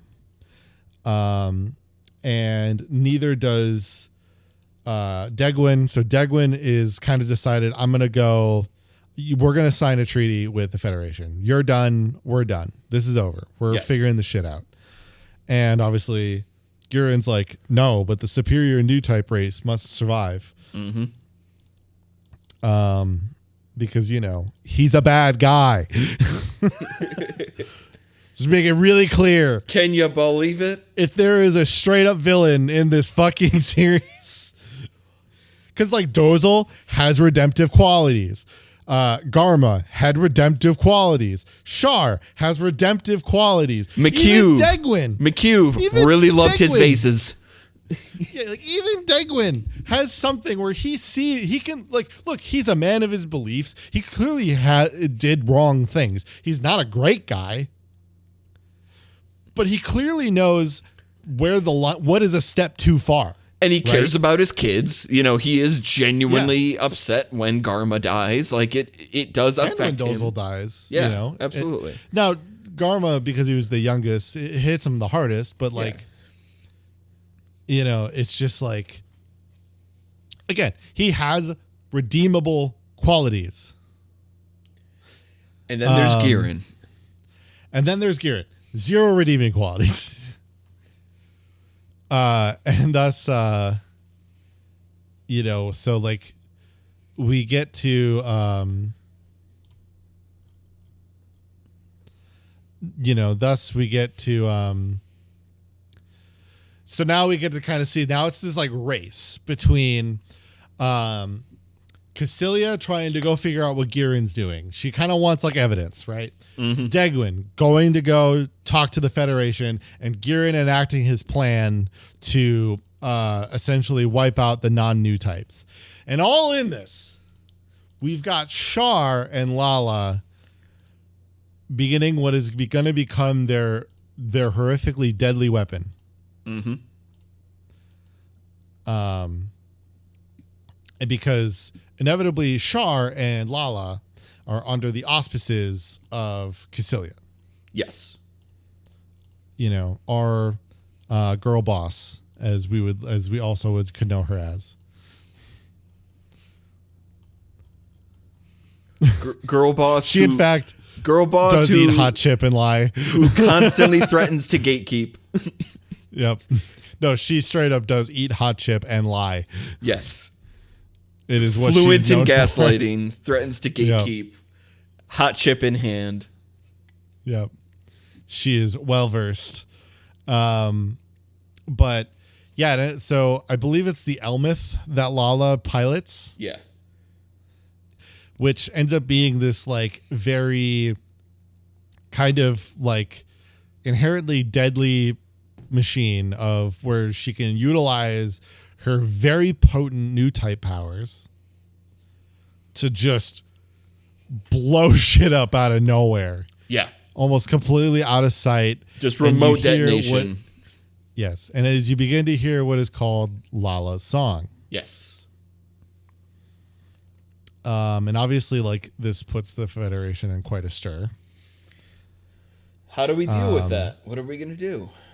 Oh, well, we're just going to go find it, is what we're going to do. We're gonna find it, and Amuro is going to use his new type powers. Yes, so now he finally truly begins to kind of awaken on this as he and Lala begin to connect. And she kind of points out, like, she is with Char because Char saved her, because essentially Char got to her first. And yeah, absolutely. And she went into that belief system. And obviously seeing Amuro is like, she's, now suddenly like, oh, you're putting all these extra thoughts in my head. Why did I have to meet you now? It's too late.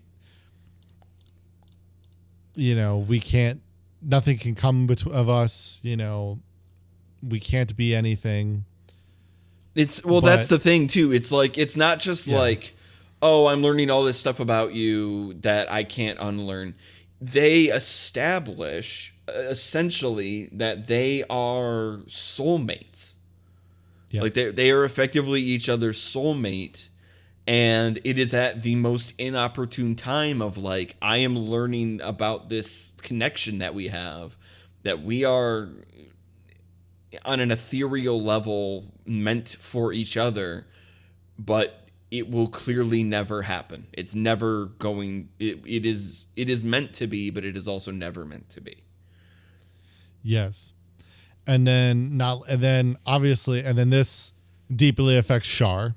Yes. Who believed himself that they were soulmates. Yeah. And this definitely won't come back to become a clear case of trauma and revenge, and somewhat like revenge later in a movie. Mm-hmm. Nevertheless, this obviously does create a deep-seated resentment in Char to Amuro, because Amuro kills her. Yes. So Char enters and they begin fighting. Yeah. Sayla also enters, tries to stop them from fighting, and distracts Char. And then right when Amuro's going to kill Char, Lala knocks Char out of the way and takes the hit instead. Yes. And this is where we get that, because this is my other downside, is like, I really feel like it would have been great if we could have had a little bit more or like just more of the like reason that there is a specific connection between Char and Lala. They get to it a little bit, we get to see it a bit, but it's like, it's just like a bit, it's not quite enough. But that's reality. Is part of what they wanted to clearly focus on was the time that Amuro and Lala are around each other, which isn't as much at all. No, it isn't much. And it's the same, is incredibly fast. It's the same in the anime as well, where like they are not around each other nearly as much as Char and Lala being around each other. Right. And that's a whole thing. So like, that's kind of why it is the way it is. And that's why it seems light with Char and Lala, and it seems like, it may seem like Amuro, like maybe the movie makes Amuro and Lala seem like really quick to each other, but it's not. It's actually really about what it was. It's just they didn't interact much, but it was when they connected their minds, essentially, that all of a sudden they both realized, oh, shit. Oh, no. Yep. We're on the wrong sides of this. Oops. Yeah. And it's because that's supposed to, essentially, it's supposed to showcase how there's such a deep connection. And it begins to allude to how, like, the idea that new types aren't really meant, they don't really fight each other. They don't want to fight each other. Mm-hmm. Except for two specific new types named Char and Amara. But either way, yeah, like it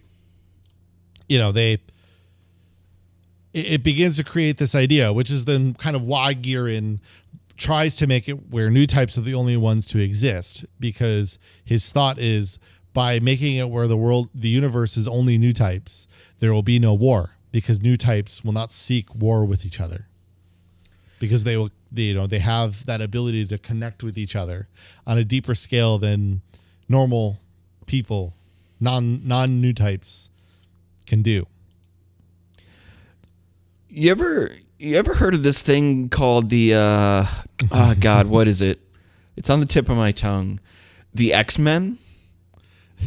Yes. If you're familiar with the X-Men, whether it's the comic series or the films or TV shows or any of that, a lot of what we're talking about probably sounds very familiar.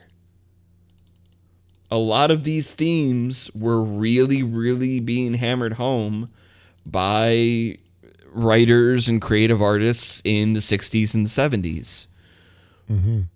who were like, hey, World War II was really bad.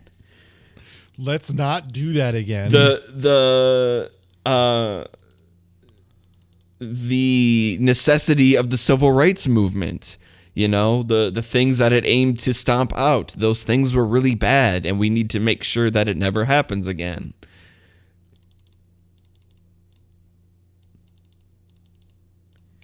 Yes. So we get, we begin to get into another fight as they're all kind of trying to figure out what's going on as Girin begins his master plan.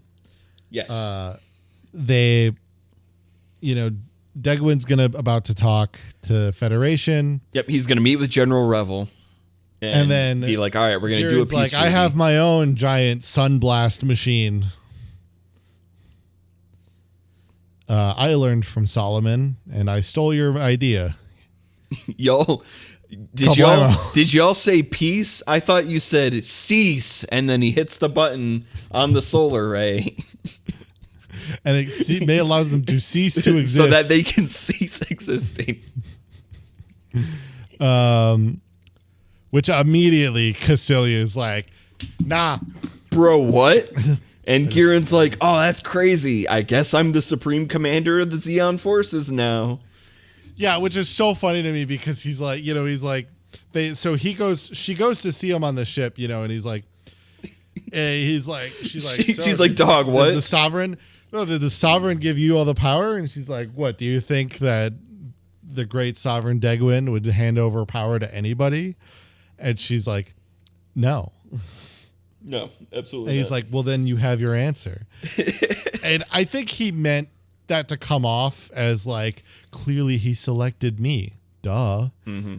But like, she absolutely took that as like, you fucking killed him, you bastard. Mm-hmm.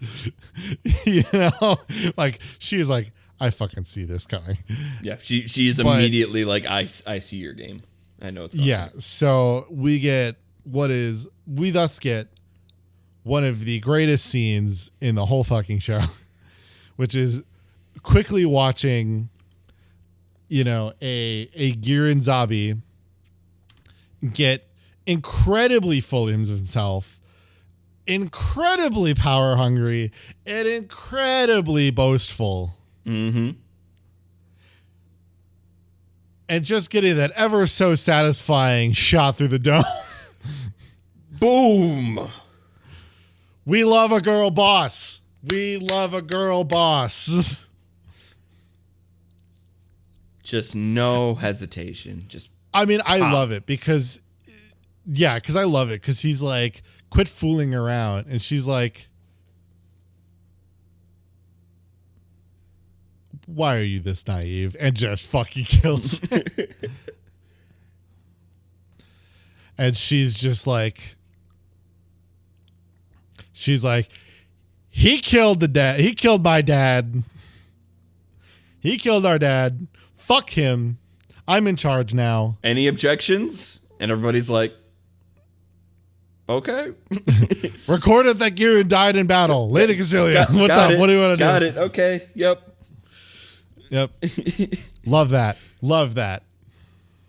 It's so good. It is such a like satisfying, beautiful moment. All of that buildup of him in this moment of triumph. And then just to be reminded, like, you can't.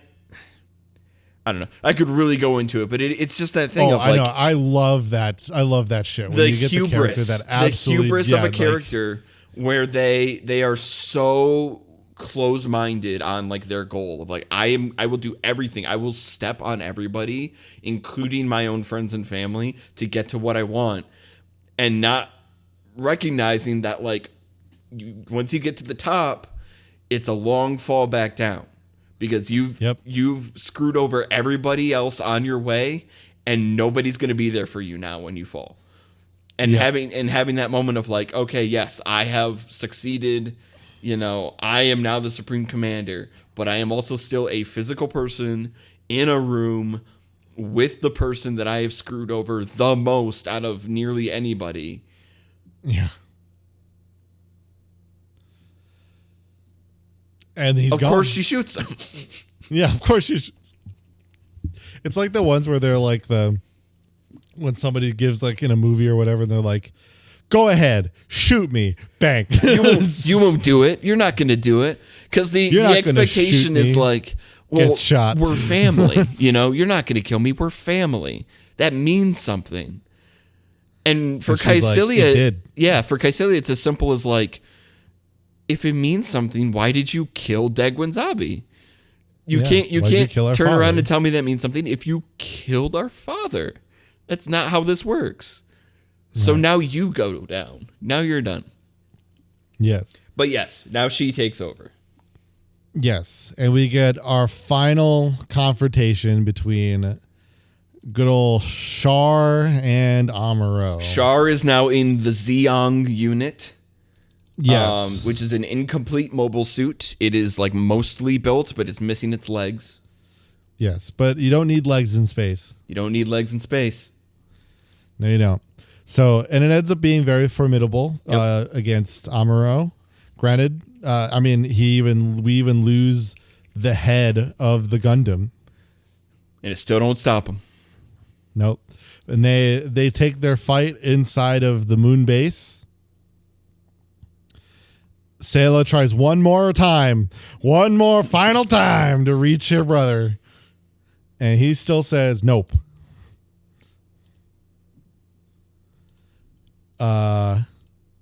And thus they fight in hand-to-hand combat this time.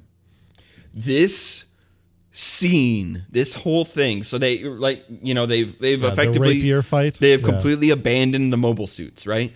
This whole thing that we have kept getting back to over and over again throughout these entire movies about it's not about the cool robot, it's about the person piloting the cool robot.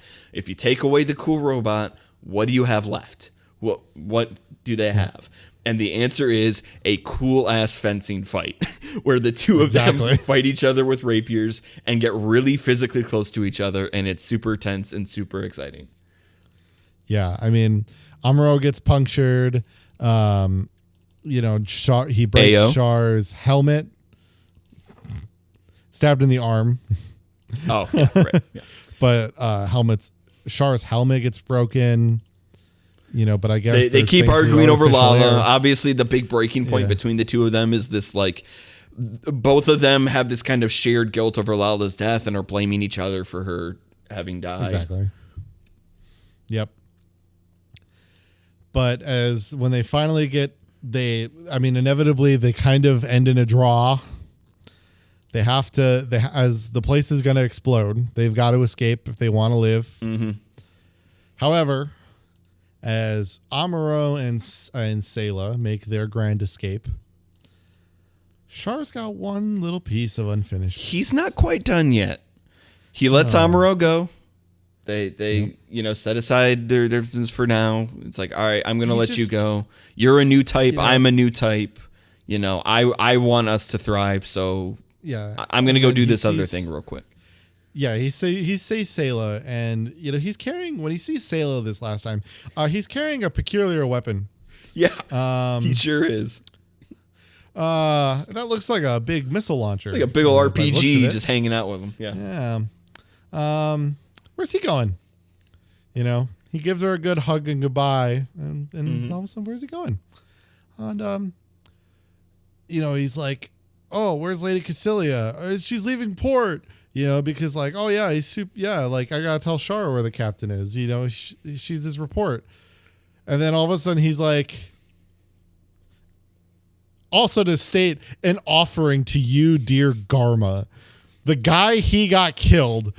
Yeah, that's crazy. Fucking. So okay, like it's such like we especially like this scene. Okay, so he launches the fucking rocket launcher inside the deck of the ship, right? This is a 70s anime that generally has kept pretty not gory, and it's behind a big flash scene, but this rocket blasts her fucking head off, and you could see like what is clearly meant to be blood coming off of her head. This is like the most metal scene in the whole fucking show, and it's at the very end. Or at least the movies. They really do save the best for last. They're like, this is the moment. This is him. Like, the other members of the zombie family have all been killed off. This is the last remaining one. Yeah. You had that great conversation between Char and Cassilia when he sort of like fell in under her command, where it was clear from the get-go that like she obviously never really had any actual respect for him. This amazing final climactic moment where they're meeting face to face, and he has a giant RPG on his shoulder, and it's just like, all right, none of you are getting out of this alive. And this is the last piece of the puzzle that needed to slide into place for me to get my revenge. Like, this is it. And they present it in just the most pure way possible. Just like, this is, what's happening. This is exactly what's happening, as she is just eviscerated by this explosion. Yeah. I mean, she's dead before even the explosion happens, and it's so gruesome and good, and like, cause it's just like such a send off, and one way or the other, Char escapes. But what about Amuro? We don't know that yet here, but, and then it is after that Amuro and then Sayla try to get themselves out.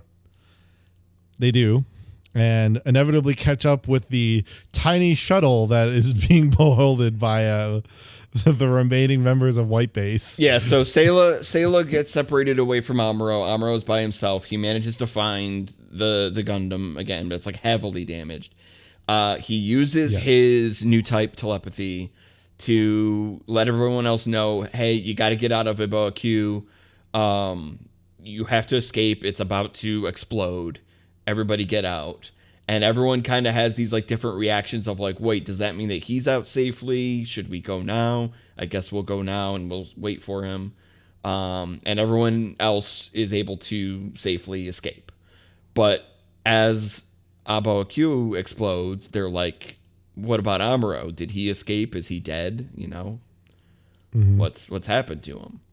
And then you have this great moment of Amuro flying out of the explosion in the core fighter, as the music swells up, and you see him just floating through space towards them, and everybody sees him. And I'm trying to remember. I think Sayla, if it's Sayla that like recognizes him first. Let's see here quick. Let me check here. Like one of them recognizes him or like hears his voice first and realizes that he's still alive before he like gets close enough to them. Yeah, Sayla is first, and then Mirai is afterward. Yeah.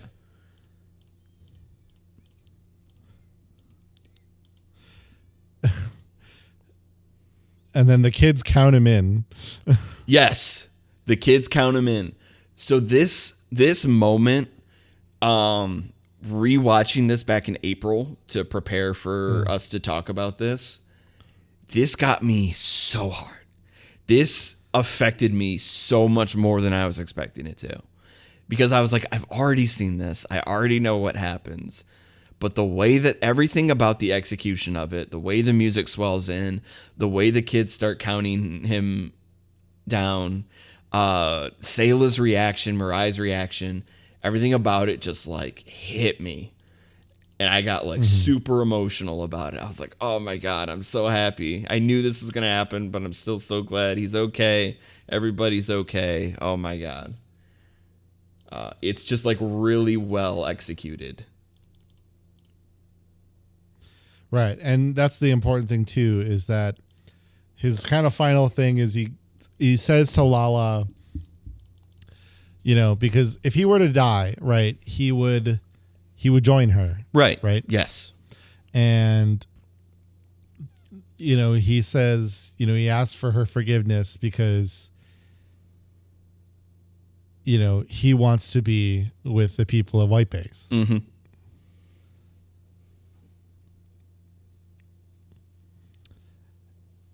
And thus they accept him with open arms, and they inevitably will end up making their way back. And yeah, around this same time, the Earth Federation and Zeon do sign a peace treaty.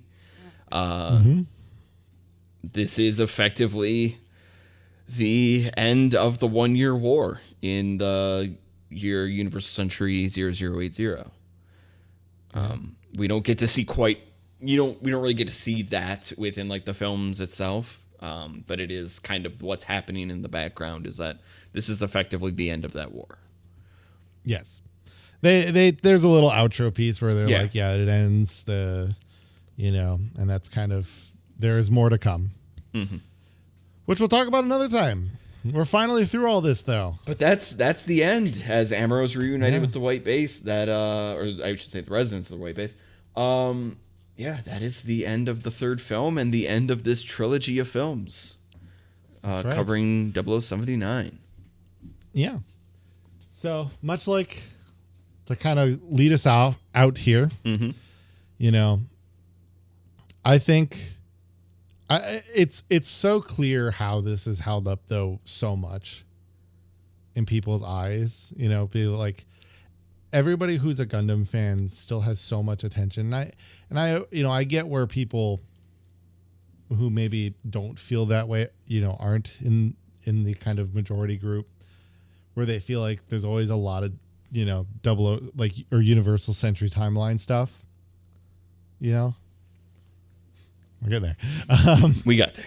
But like, there's a reason, and it's all of this stuff. I mean, obviously, it's going to be all the stuff that happens in Zeta, Char's counterattack, but like, just this alone has such a strong baseline for just bringing up all of this, you know, what's right, what's wrong. You know, there's so much discussion because of that and what this kind of involves and brings, you know. And that's why this holds up, you know. Can you see? It has some aged things, but it's why it holds up. Even in this sort of congested form, can you see why this has like captivated so many people? Oh, I mean, absolutely. I mean, I would still honestly say that for especially most people, unless you are somebody who has a lot of time available to you, or you do just dedicate a lot of time to watching shows for long periods, because that is just the thing that people do, right? Instead of they don't hobby, they don't do whatever, they watch TV, So unless that's what you do, I would say for pretty much anybody who either just doesn't maybe have the time they used to or whatever, watch these movies before they go off Netflix, right? And then otherwise find the other sources to do so, because this is still, I mean, I talked about my frustrations in like the Slegger Law and the Lala situation, right? Certainly. With the timeline.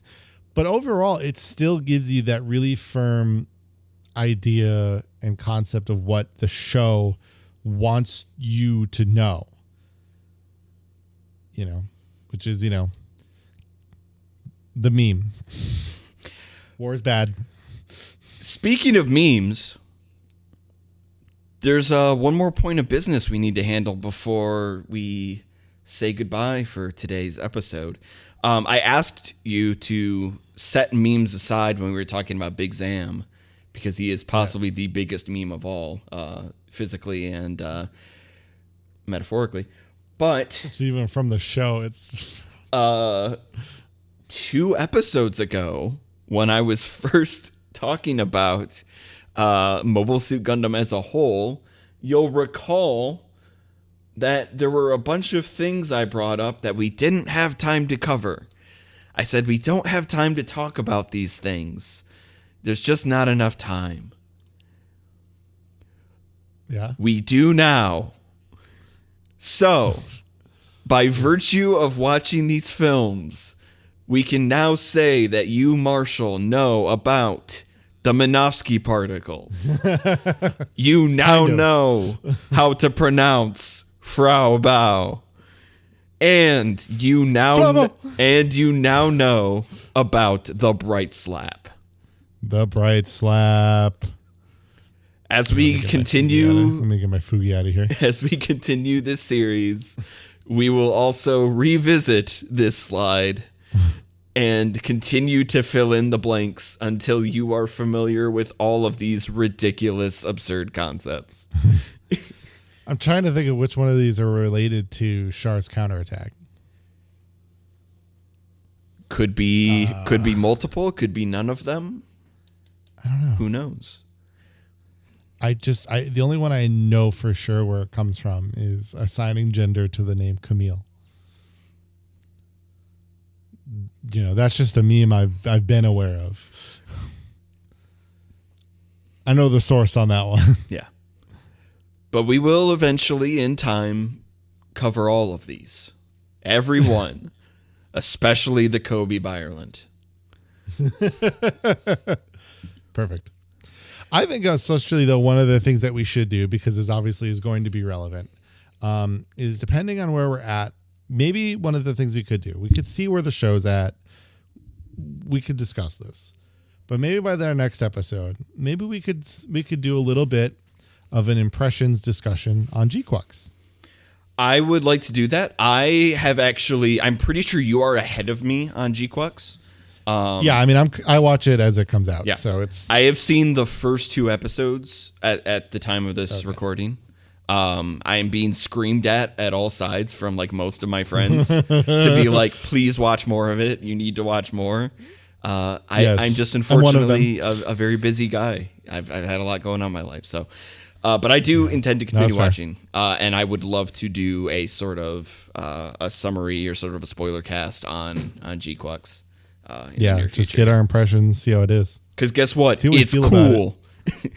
It is cool. I'm really liking it so far. It's cool. Oh, no. I mean, it's going to really hit into that, like, everything that Gundam, like, the types of things that this show goes into, right, and that, like, Gundam is meant to kind of hit, it really, really gets into that stuff. And in a different way, obviously, but, and into one thing that I'll talk about when we talk about Char.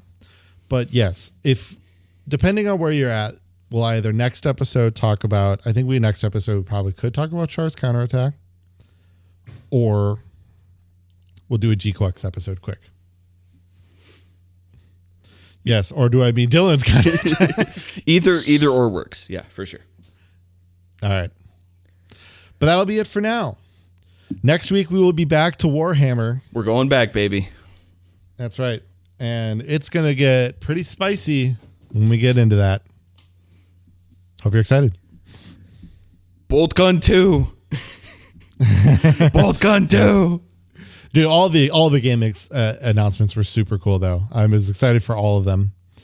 I can't wait for our BDs in both Rogue Trader and Dark Tide. Yeah. So much cool stuff. So, but otherwise, that's it for this. We need to get going. Thank We'll you. see you next time. Thank you for tuning in. Goodbye.